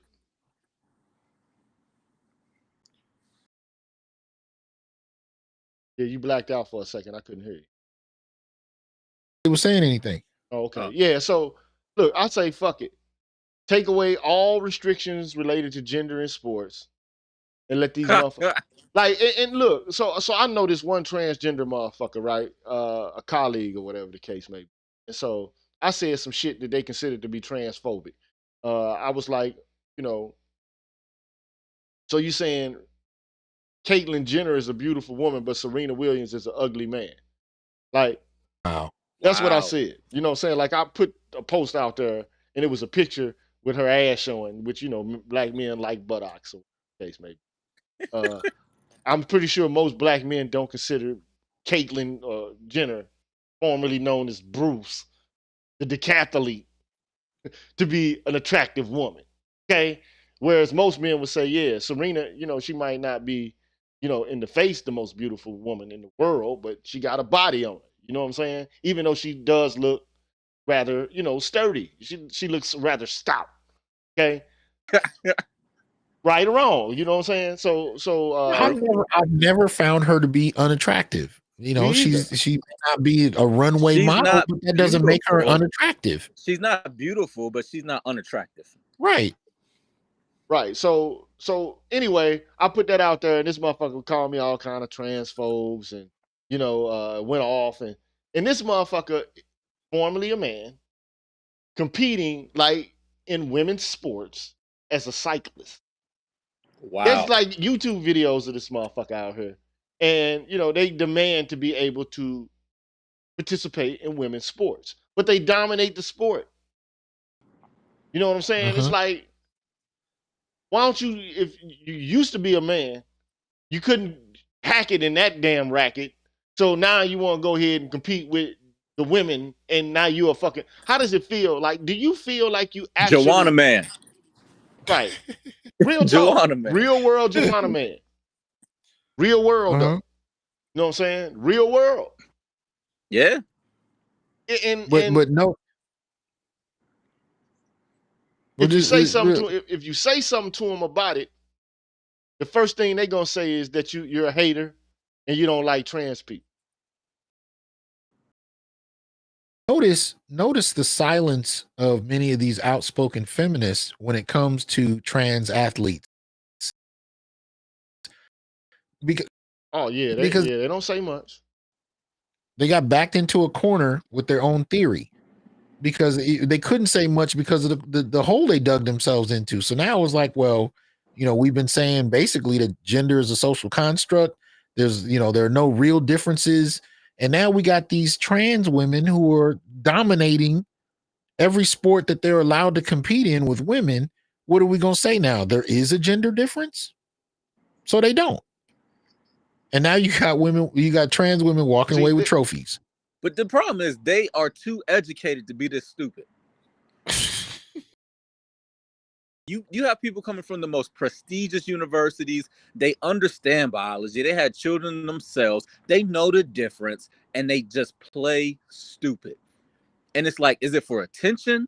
Is it for what? Why is it that you're going to pretend like you don't know the difference? No, I'll say it like this. In relation to the women you've been training, some of them have talked themselves into this. Yes, I agree. They have talked themselves into this as a belief, which is why if it ever does go down, she is shocked.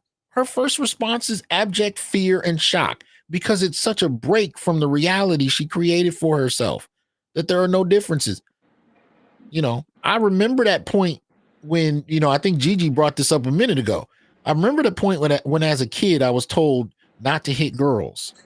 And I didn't understand because at that time they were the same strength. So, we were kids. Yeah. Yep. Like, why can't I hit her? She just punched me in the nose. That shit hurt.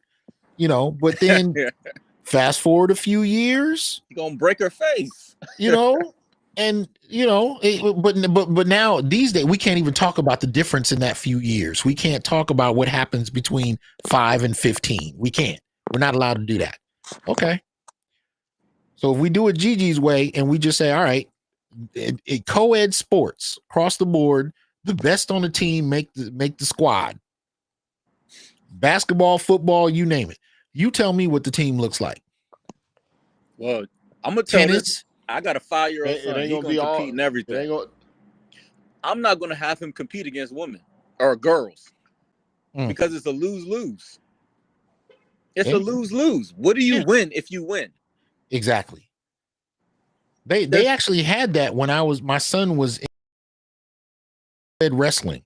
So at that age, the girls, they're all the same strength. But the problem was when the boys won, they were damn near booed by the parents. Exactly. For being bullies. But when the girls won, everybody cheered.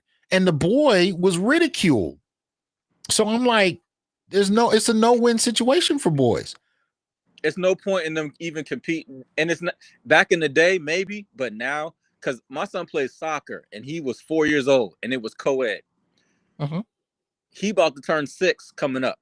There's no point in him competing against a little girl because of the way the world is now. Just separate them now. Just separate them now because there's no reason. They're gonna make him a villain. If he wins, he's a villain. Right. And if he loses, then he's a sucker. Right. Exactly. So but what's I'm gonna the point of playing? I'm gonna tell you this though.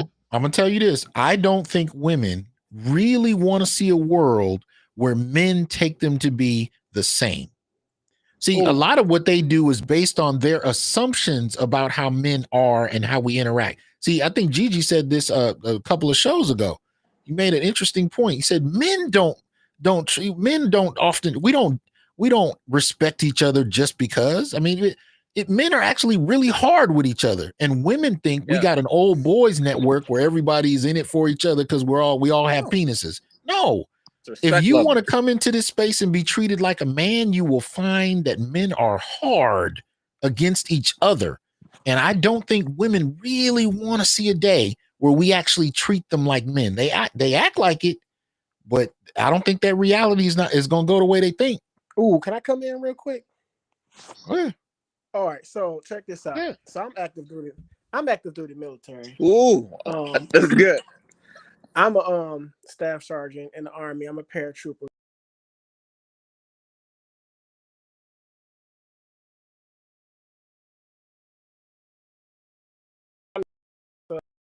The Army combat fitness test. They're trying to revamp. Yeah, you know where I'm going. They're trying to revamp the fitness test, right? So for years and years and years, people have been screaming and crying for equality when they should have been crying for equity. And now they're suffering for it.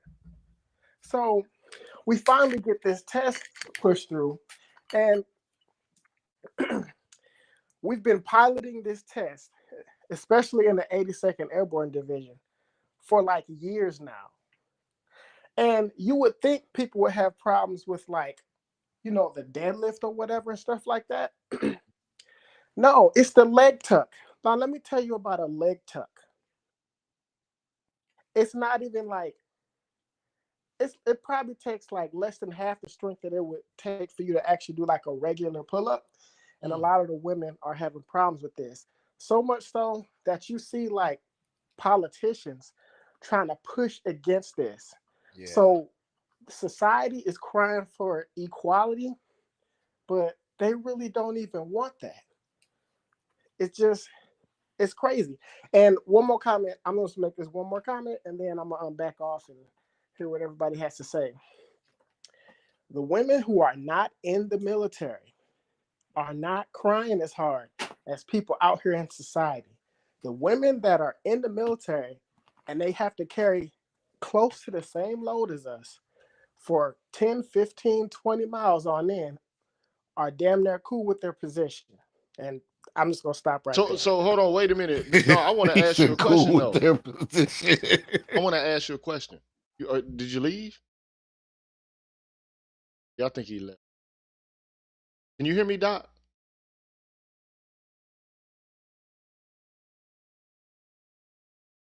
Can anybody hear me? Damn, I feel like I'm all alone right now. They were here for a minute, but then they left. But yeah, my question was gonna be, like, can you hear me? Doc, are you there? Yeah, for some reason I got a whole bunch of buffering it.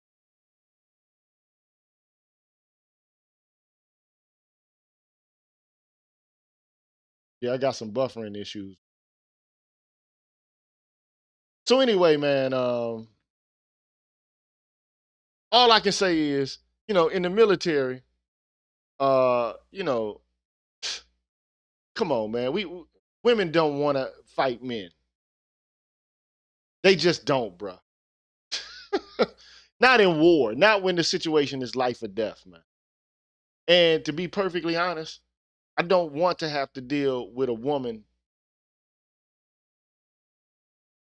demanding women, like shit from me while I'm in a martial situation. I don't want to have to deal with that.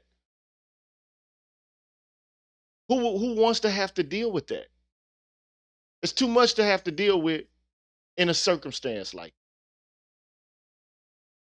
But this whole ideal about everybody being treated the same.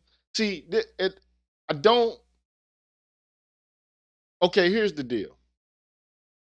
Simone de Beauvoir. I tried to, explain her thoughts, and I think she's at least right in this regard, even though I don't agree with a lot of what she says.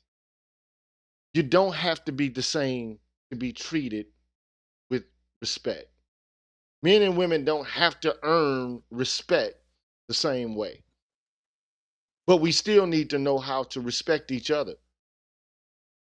Those traditional gender roles taught us, gave us a context in which to respect each other and to deal with each other on a footing in which there would be balance. But at the current moment, there is no balance. There is no ma'at. It's just a bunch of craziness. And, you think that you know how to establish justice, fairness, according to ideals, but you don't know the consequences. And right now we're dealing with those consequences. Nobody wants women to just get treated like shit, but a lot of women are now emboldened. Damn, hello, who's there? I'm still here.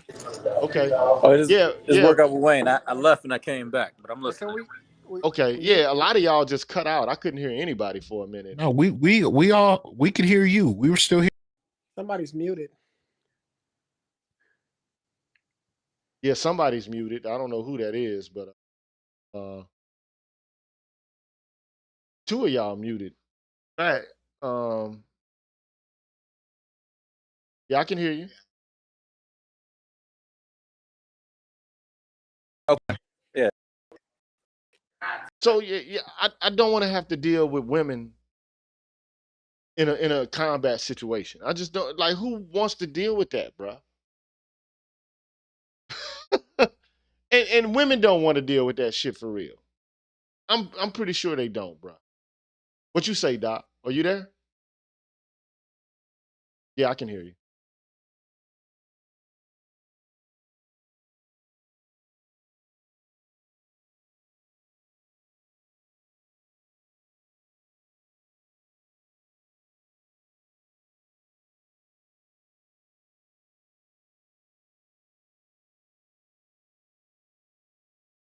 Daily reality.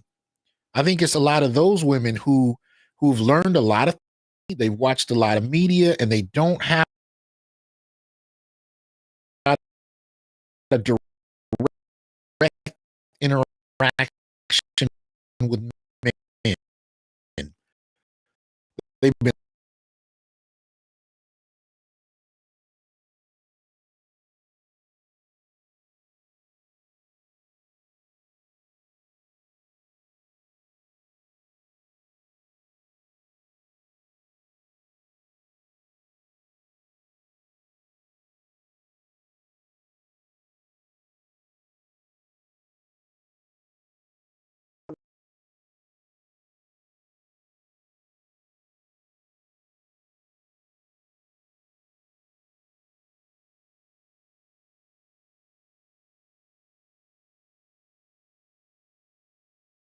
Us off in the woods or off in the desert, we all already know these things out there.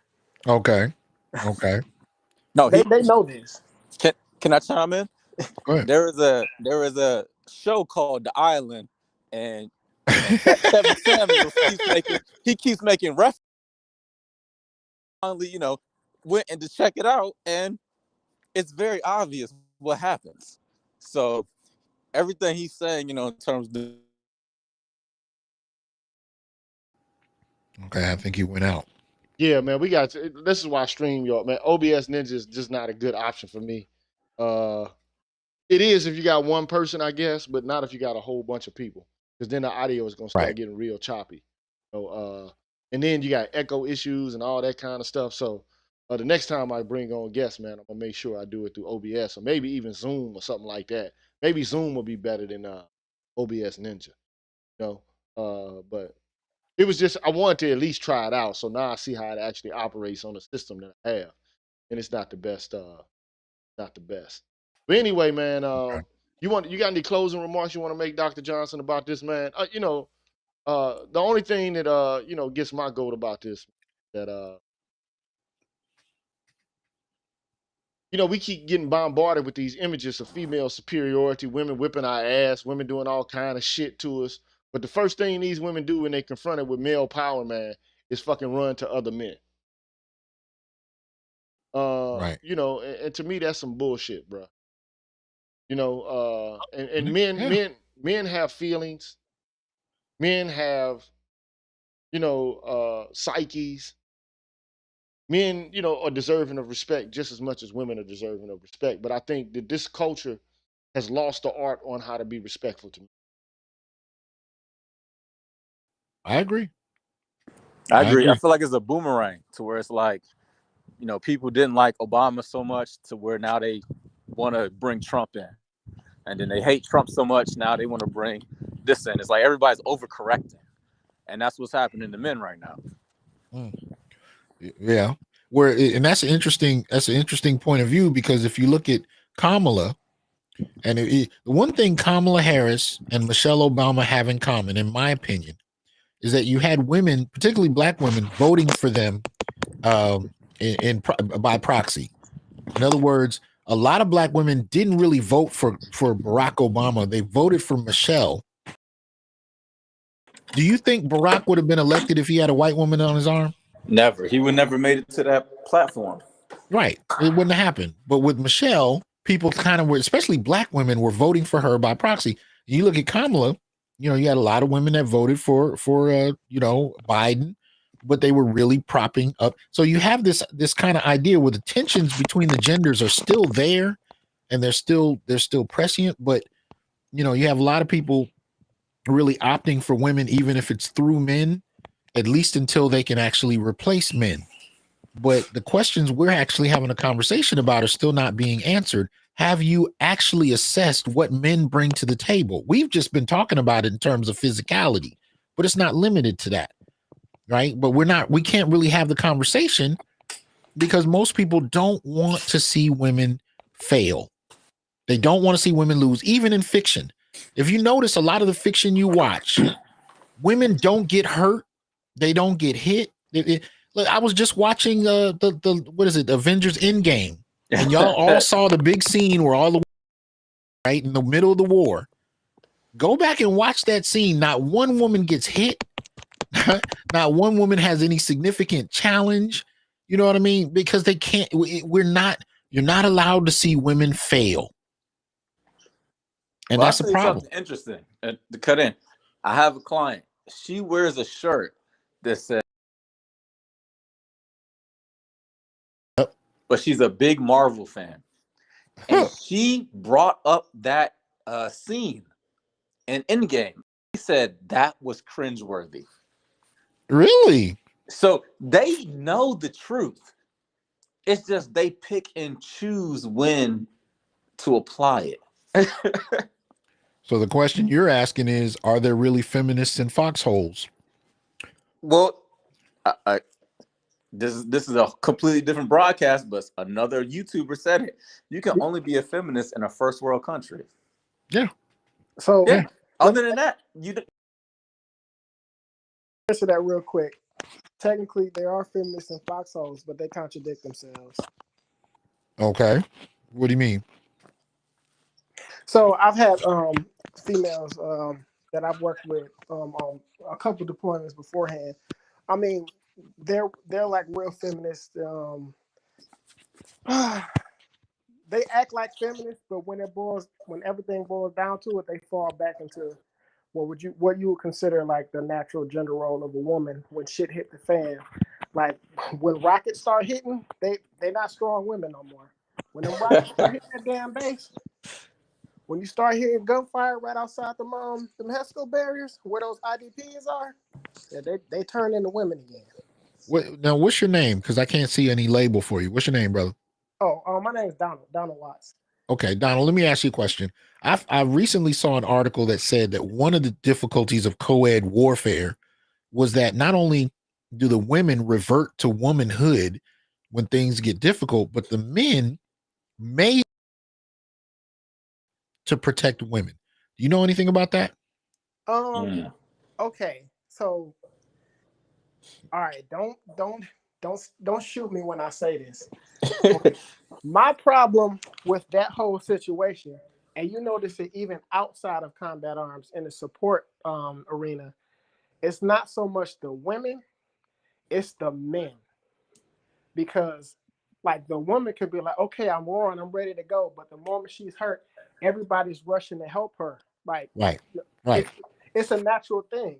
Meanwhile, like I've got a 120-pound pack on my back. I actually need help. But yeah, it's the men. The men fall into this trap, and it does hinder like whatever mission we're going on if you got anybody that's falling behind. But from what I've seen, especially women, and it's because of the man's natural reaction. Me, I leave them behind. Captain America simps. Well, I know Gigi needs to close the show out, but I just want to say what you're saying basically is that most people don't understand patriarchy. We're told that patriarchy is this oppressive agenda to hurt women and kids and dominate them and exploit them. But the dimensions of patriarchy are about sacrifice, in particular for women and children. Exactly. So when you're talking about it in a warfare scenario, men are more apt to sacrifice the mission and themselves to protect women. That is patriarchy, but it's the side of patriarchy that nobody wants to admit exists, while many women, even systemically speaking, depend on it. Exactly. I'm right there with you. Hey, look, my whole thing is this, man. You got a whole bunch of bourgeois women who basically wanted to have the same kind of, lifestyle as men had. That's all this is. This is penis envy, man. You know, that's how I see this, man. It's like, okay, women think they know what it's like to be a man, like Dr. Johnson said early in the show. Like, we all part of one big club. We're all having this great big smoke out, with smoking cigars, drinking yak, doing whatever we want to do. We can screw whoever we want to screw. Like, it's like the world is just great for us. It's not that great, man. But and then also I have a problem with standpoint theory, which is what they use in order to put forth their arguments about their experiences, right? And all this is their experiences. They've never taken the time into consideration to actually figure out what the world is like for us, beyond defining the way the world is for us as toxic. Yeah. That's a problem Yeah. to me. It's like, look, Yeah. you don't know, you don't even ask us. They don't give a fuck about us, bruh. They're too preoccupied with themselves. I just hate to say that, man. It's narcissistic, man. Can I add something to that? Yeah, go ahead. You are so correct on that. When you look at this, how you can tell when you look at how women portray or depict men, tells you what they think about us. So whether you're talking about female production, weird one, but bear with me for a second. You ever see butch lesbian women? More often than not, they don't present themselves as asexual. They present themselves like men, right? Male. Yep. But notice the twist though. They present themselves like stereotypes of men. It's not necessarily men. It's their imagination about what they think men are. Caricatures. They're caricatures of men in terms of how they present themselves and so you can see that even amongst butch lesbian women, the perception of men is a fantasy. It's a farce. But when you start talking about consequences, when you start talking about sacrifice, when you start talking about the qualities of manhood that we as men experience, they don't have that. That's not part of their narrative. It's not part of how they depict men. So even when you have hardcore feminists saying we want equality, what they define as equality is not equality. It's on what they think men get, all of the so-called good things. Like they want to be able to say, well, we want the same pay. But they don't want to have to deal with the fact that they're not choosing the same occupations. They're not working the same number of hours. We're not going to acknowledge all of those. We just want the pay. So that's kind of what we're dealing with. We're dealing with this idea that they have in their heads about what men are. And it's not rooted in reality. Yeah. I just want to add that. Yeah, they don't know what the world is like for us. And when you sit down and you try to tell women who don't give a shit about you, which a lot of them don't, because they care about what you can do for them. I mean, like Yeah. I mean, perfect. You'd say the You're an utility. object. Transactional. It's like you get used. Like you're supposed to do shit for them, be at their beck and call. If they have a broken fingernail and shit, you're supposed to stop doing what you're doing and take them to the nail shop, because that's tragic. If their weave is fucked up, you're supposed to stop what you're doing and go buy a bag or some shit. It's like, wait a minute. What are you doing for me? What do you bring to the table for me to make my life better and positive? A lot of these women don't understand, man. They are causing tragedies for us, man. They're walking tragedies for us. This is why men are saying, save yourself.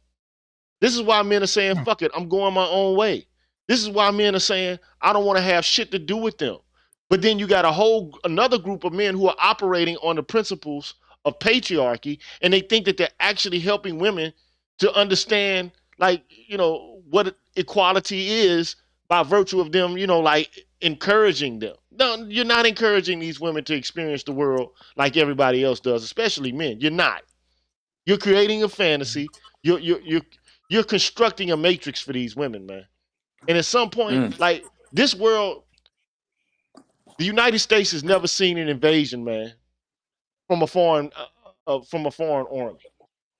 They can't even begin to fathom what terror is like. There is no terror here. This is the Hunger Games, man. This is where, man, this is a safe haven for hoes, bro. I'm just gonna keep it real. This is Well, what look, this place if you is, man. if you can't handle the terror of a football field, in reality, you damn sure can't handle war. If you don't know what it means to get your bell rung in a sport, you're not ready for actual warfare. It's not. It doesn't work. Yeah, they don't want that smoke, man. They say they want that smoke, but they don't want that smoke, man. Now, there are females in nature, in mammalian species, where, you know, those mammals get it how they live. You know what I'm saying? Like they get it in, like hyenas. And I said this. You might not say that they're noble creatures, but one thing I can say about them is they handle their shit naturally. Okay? This is not natural equality, man. It's not. This is a contrived equality predicated upon the acquiescence of men. This is just like, go ahead, have fun, do you, say what you gotta say. This shit is not equality for real, man. This is not what it looks like. This is some fantasy bullshit. And men don't care about, you know, telling women the truth about it because they feel they're too tenderhearted, bro. These guys are too tenderhearted. Or they do it for occupational purposes or to save face, bro. Now, I'm not saying men aren't assholes. Men are assholes. But men are also awesome and great. Men are caring. They're good fathers, man. A lot of us out here, man. We ain't all just Most of deadbeats us. and absentee people, man. And a lot of these Most of women are us. preventing us from actually being able to have an impact over our children's lives like we should have been able to from the damn beginning. Because they got these family court systems stacked against us, bro. But when you start telling the truth about this, start talking about this, people, it's going to be mainly men, like the brother in the military says. It's mainly men who going to do this shit. It's men who are the problem, man. Because they've been sold on this idea that, you know, they've been wrong. All it is shaming and guilting. Yeah. It's trying to break the chain, man. Fuck all this shaming and guilting. If you feel like you're the equivalent of a man, you don't need a referee. You don't need to call the police. You don't need to have set-asides and all that shit. If you really want to be equal. And look, people try to use sex and race interchangeably. This shit ain't the same, man. Men have Not at all. always, throughout history, done their best to make women happy, man. They've always given them aid. They've always rushed to assist. Some men do it for, you know, selfish motivations, but a lot of men are doing this shit because that's just how they've been enculturated to be. Okay? And women know this shit, man. We being used, bruh, without getting anything in return. That's not balance. It's distorted. And at some point, the balance has to be restored. Only men can do this, bruh. And unfortunately, right now, men don't have it in them to actually do it. We don't have it in us to do it, man. And, you know, I wish we did, but it ain't enough guys out here, man, right now who's willing to say, no. It's a simple word. No. That shit that you asking to be done, no. Because they never told women no. They don't know how to tell women no. And that's a problem, man. It's a problem. So, you know, I don't know where else to go with this. I'm just, you know, I have two daughters, man. Okay. And, you know, I love them. I want what's best for them. I remember my youngest daughter, man, she saw me training for MMA and shit. She asked me, can I do it, Daddy? I said, yeah, you can do it. Okay. So, but my whole thing was, okay, you want to do this, you got to do this. Like there's no halfway doing no training like this. If you're gonna do this, you got to do this. Now that little girl, man, went up with one of the best little girls my daughter did in the country, and was getting folded like a pretzel, man. And I told her, I said, look, I'm not about to fucking come save you on this mat. I'm not crying for you. I'm not about to do nothing other than see your ass get folded until you snap. When you get tired of getting Builds folded, character. when you get tired of getting folded, then you're gonna actually do something about it. Damn. I mean, for real It though, you builds, know, like I it mean, builds character. how do you? It would be look. She learned, and she learned how to do the arm bar. She learned how to choke motherfuckers out. She learned it, and eventually she became good at it. But then she stopped. You know what I'm saying? Because her mother, I didn't live with, said she don't want to do it no more. She don't want to do it no more. She not dedicated to it no more. No, this no more, no more. If it was up my choice, I would have made her continue to do that shit because if at the age of 18, if she knew jujitsu skills, at least for women, if you know a skill based on leverage like that, you will be able to fold a fucking dude up if he try to come at you ill. You know what I'm saying? And you practice it every day, and he knows nothing about it, right? At least to defend yourself and at least compete. But you know, like I'm just tired of all this easiness. And you say you want this shit, man. Fuck all this easy difficulty, man. It's time to put this shit on reality difficulty, like Call of Duty. Let's keep it real, man. Like let them see. Let them see what it's like for us. And these trans women, they ought to be telling a whole bunch of different stories than the ones they're telling, man. They need to be telling. But that's the thing. Some of them are, and people don't want to hear it. There are scores of trans men who are talking about the difference in their experience when they were women and now that they're men, and how much harsher they're treated. And then you have, so they're out there and they are telling these stories. I've actually written on some of this and found the citations, and there are even videos on YouTube. But people don't really want to accept, even when it comes from trans folk. They don't want to accept, again, this line drawn by nature. They don't want to do it. We've been learning for too long that it doesn't really exist, and you can do and be whatever just because you want it. Well, I'm gonna bring this feminist on my channel, man. She cool. You know what I'm saying? Like we can get along. I don't agree with some of the shit she says, but some of the things that she says I agree with. Okay. But like I keep it real with her. You know, like I don't change, man. I'm the type of guy, man. I'm gonna say what's on my mind. And I've been having conversations with her about all this duplicitous bullshit with women crying and weaponizing tears. Like, fuck your tears. You don't care about our feelings. Why should we give a fuck about yours, man? You know what I'm saying? Like, why should I give a fuck about Glue Gorilla Girl with putting some fucking glue, some super glue in your hair? Like, that's some stupid shit, man. Nobody does that. Like, if people were that damn confused about Gorilla Glue, why haven't like hundreds of women come forth and done that stupid shit? You know what I'm saying? Like, why should I have sympathy for dumb shit? It's like right now we just like there are a group of men and women who have nothing but compassion for women, even when they know they fucking dead wrong. Right is right and wrong is wrong. Both men and women have the capacity to do right or wrong by each other and to other people, man. And as soon as that shit gets realized and acknowledged for what it is, maybe then we can actually move forward. But right now, it's open season on men. And it's only gonna be men to change this shit. And it's also women on YouTube who were like part of like the, breaking ceilings and shit, moving into spaces of men who are like, man, these women, man, got y'all like backpedaling like y'all some bitches. I mean, there are women saying this. Y'all are like some little wimps, man. Because you're not standing up for yourselves. And this is the problem with this culture, man. No, there aren't too many men willing to stand up for themselves because they want to be perceived as being, virtuous or whatever. Like they're some sort of fucking Sir Galahad character.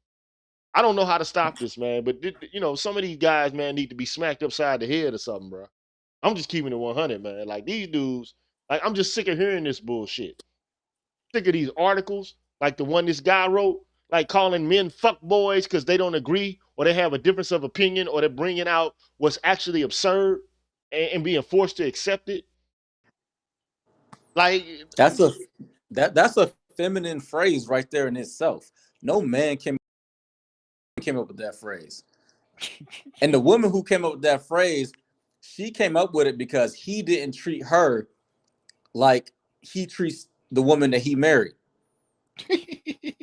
That's all it is. He treated her differently because he put her in a different. Oh, that's where that phrase came from. I mean,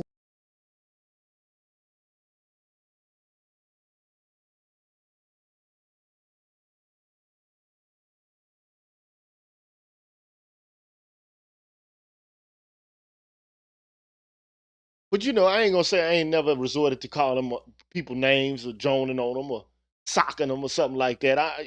Look, human beings are human beings. But at the same time, look, fuck boy came from fuck nigga, which is what Atlanta taught. Which, you know, Atlanta's a little fruity anyway. But I mean, but this outward, like disrespect for men who have differing opinions about this so-called gender, you know, sex distinction, and men who are just pointing out these absurdities. Like, we don't have to accept your viewpoints, dude. We don't have to accept that, bruh. Because you're living in an alternate reality, man. And who's going to benefit from that in the long run? That's at least why I like that Camille Paglia woman, man. She's like, look, women don't benefit from having men who worship at the altar of motherhood, man. Because at that point, these men are regressive. They stuck in earlier or nascent stages of development, man. Bottom line, if all you can do is honor your mother and you have no connectivity to your father and respect for your father or men around you in your life, and even women who don't have respect for men, they're also caught in nascent stages, early stages of development psychologically, man. I mean, look at the ancient civilizations that lasted millennia, not 200 years or 400 years. I'm talking about millennia. You had men, women, and children. There was a balance there, and everybody understood everybody's role. And you could talk about, Kemet. You could talk about Babylon. You could talk about Greece. Whatever you want to talk about, man. China. Women have a way of being in the world. They can create other ways of being in the world like them without having to try to do what the fuck we doing. And just because you're a woman and you're aggressive, don't mean that your aggressiveness entitles you to use that aggression towards every man. Because some man's gonna end up cleaning your fucking clock, lady. And justifiably so you can learn the balance. We need to stop protecting these women, man, and let them see reality for what it is. I'm not saying men should just go around haphazardly fucking up women. That's not the case, right? But women need to learn that there's a natural balance. And they're in this culture, they're not taught that shit, man, at all. They're just protected. The very patriarchy that they decry is the very fucking crutch of patriarchy that they lean on. And at some point, this shit's got to end. But you know what? These lame ass dudes ain't gonna let it happen. It's the lame ass dudes. It's not gonna let it happen. Period. Because I don't know what they think they're doing, but they think they're making the world better. But in actuality, what they're doing is giving women a false sense of superiority. And then when they, like Dr. Johnson say, when they confront it with some real shit, then all of a sudden they don't know how to deal with it. Now they call that which they did not respect toxic. Actually, it's that very thing that pushes the civilizations that have been developed forward. Need to learn how to gain a healthy understanding of masculinity again. So, if they don't want to do it, at this point, I say fuck them. And the guys who on this, I'm just gonna call out their shit. I'm just gonna point out the contradictions in their way of thinking. If women are to be treated like men, because they want and desire what men have so goddamn much, let them see what it's like. And I bet you they go right back to that womanhood shit. I guarantee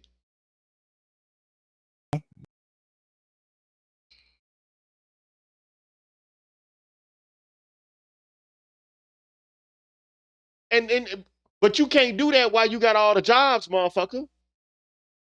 You can't have all the jobs and demand all the positions and then want a motherfucking man to take care of you. You out here taking up you taking up space. If that's how you want it. She said, "Your money is our money, and my money is my money." And so you still got to take care of the house and pay the bills and make sure everybody eats. And I get to be a special snowflake that doesn't have to work, but my money is still my money. That's how that's how it plays out in their imagination, man. A lot of these women have been socialized into this idea because they exist. That's it. And you're not owed anything. Like you asked a question earlier that I've heard women's response to. You said, what do we get out of this? Right? In terms of relationships with women, what do men actually get out of it? The answer I've heard women give is, well, you get to be with me. Me. M-E, 2 words, me. What does that mean? Nothing. Huh? You get to be with me. Yeah. For all your sacrifices, that's all you get. Well, they believe that the majority of them believe that they are 9s and 10s, and they believe that they're up there, and it's an honor to be with them. But they don't really take into account what it takes for you to even qualify to be with them. Because if you did not qualify as a man, you would not even been able to meet them or date them. True. So they don't even take in the account what it took for you to make that much money, to get your body to the place it was, to get your house in order, whatever it is that they were drawn to. Yeah. They don't even take that into account. You got to be in the top 10% of all men across race to be worthy of being considered for being. But she, in her mind, she doesn't have to do anything. Nothing. She just exists. So this whole question of SMV has really been throwing, especially a lot. I have to compete. I got to compete, and men I want have wants outside of me. Really, like this. The fact that that's a shock tells you how accommodated they've been. They've, and it's really get to a lot of them. What do you mean I can't be 40 and 50 with 3 kids and you don't find that valuable? They're my kids. Well, ma'am, I don't want to be with you. But it's a shock to them. That's the part that gets me. It's a shock. Can I ask a question real quick? Mm-hmm. Has anybody ever heard any one of them call that show and ask, how do I become a high value woman? I've heard them ask what the definition is, and a couple have asked how to go about it. But the problem is when he answers, there's silence because as a matter of fact, it just happened the other night. He's one asked, well, what do I become high value? I don't know what men want. What do men want? He said cooperation, fitness, so on and so forth. Silence. Yeah. Silence. And I'll chime in on that because that's my area of expertise. They don't want to give that because we have the lowest bar in our community when it comes to a woman's fitness, I'll say. And they just don't. If all her friends look a certain way, why should she change? If all her sisters and her aunts and her mama, if they all look a certain way, and she might look the best out of all of them, but still needs major improvement, why would she improve for you? When every other man in that ecosystem has accepted what they are giving. And that is what I'm seeing more and more to where it's like they feel as though, why should I have to make this concerted effort? Because they don't want to do it for themselves. That's the sad part. You look at a lot of other places, they want to do it for themselves.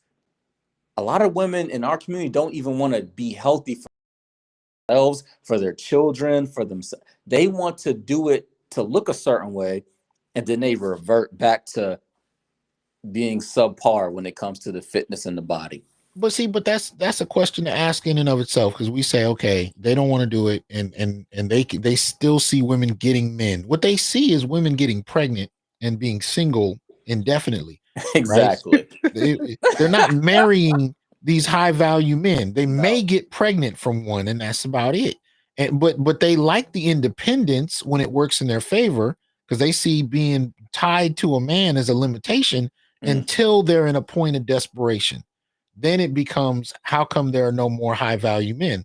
No, you've had men that made good money. You had sex, you had children, you turned down marriage, proposals and all of that. Then things got difficult. Now you want to be married. But so they do see that there's a relationship, but I think social media has something to do with this.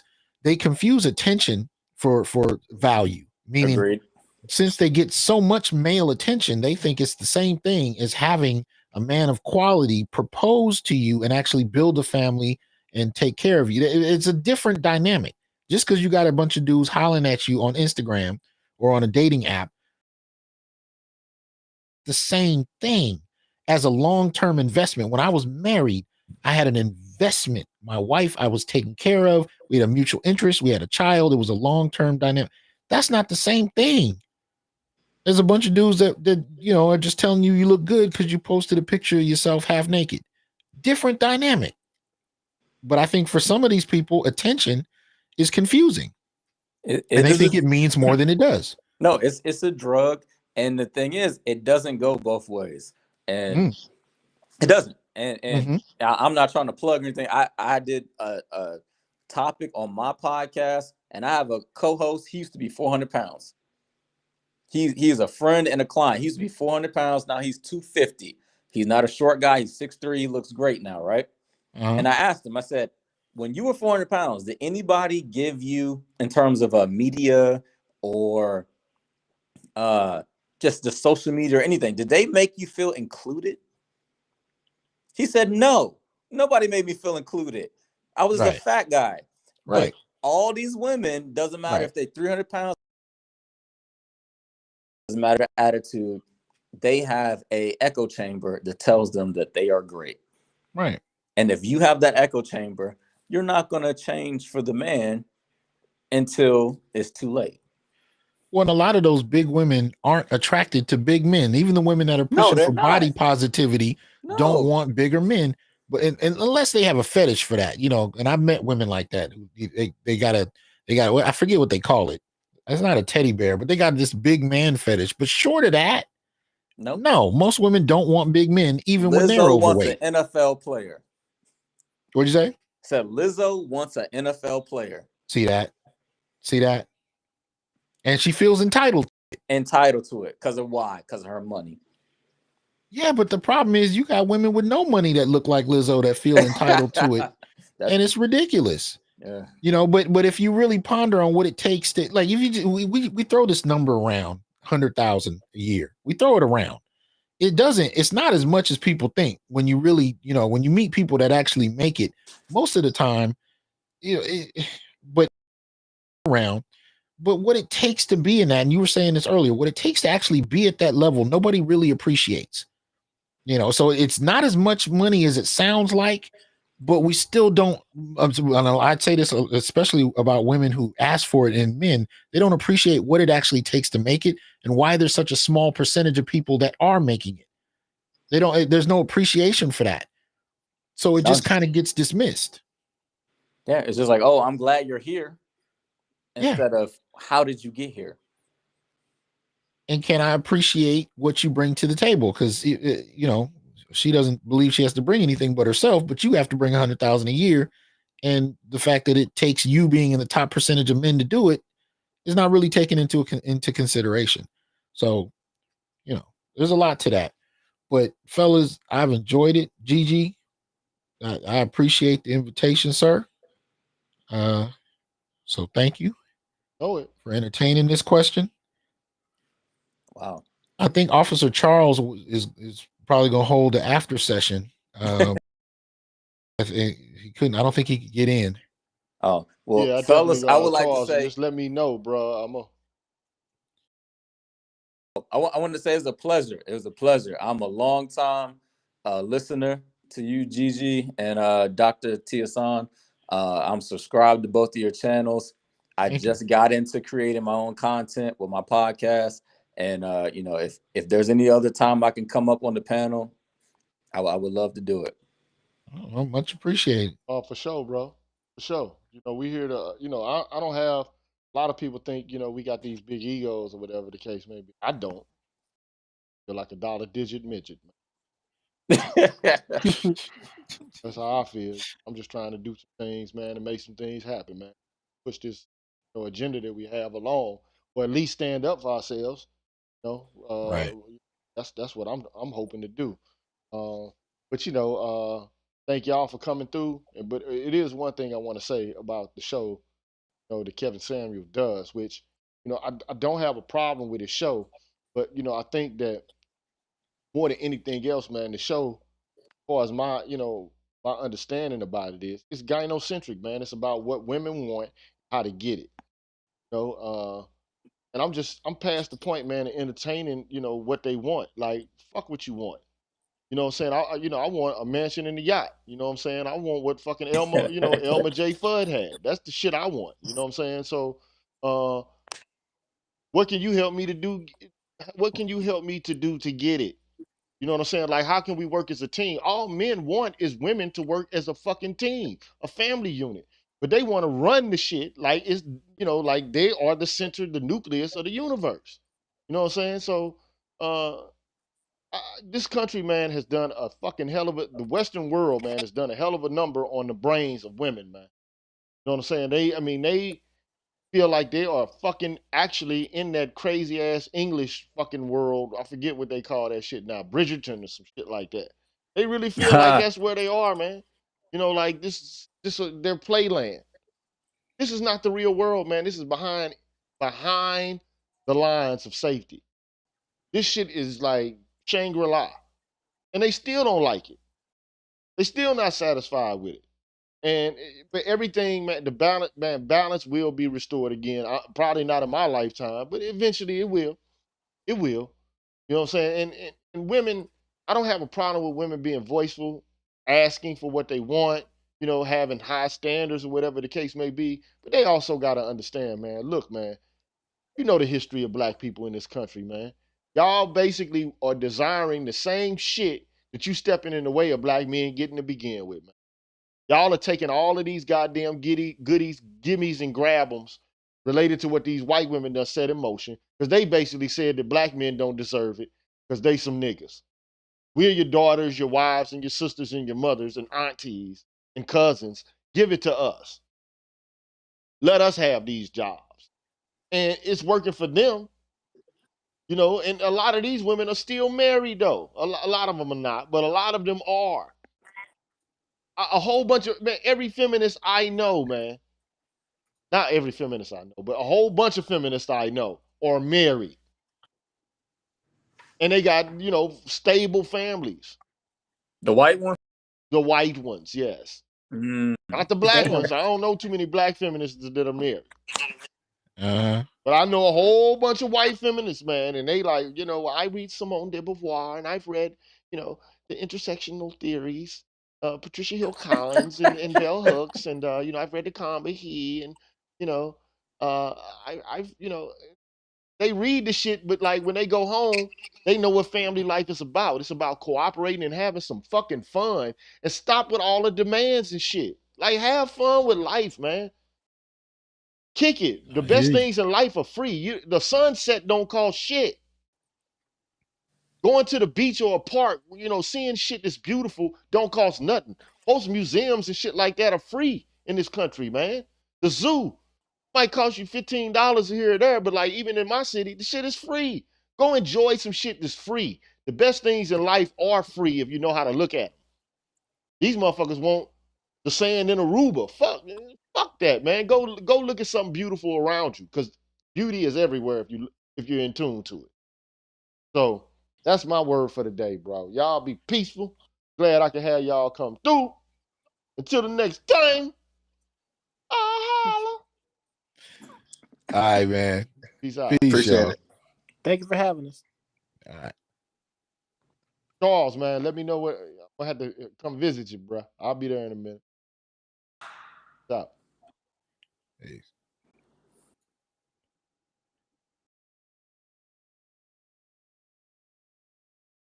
Off air? I thought we was off this joint. Hold on, man.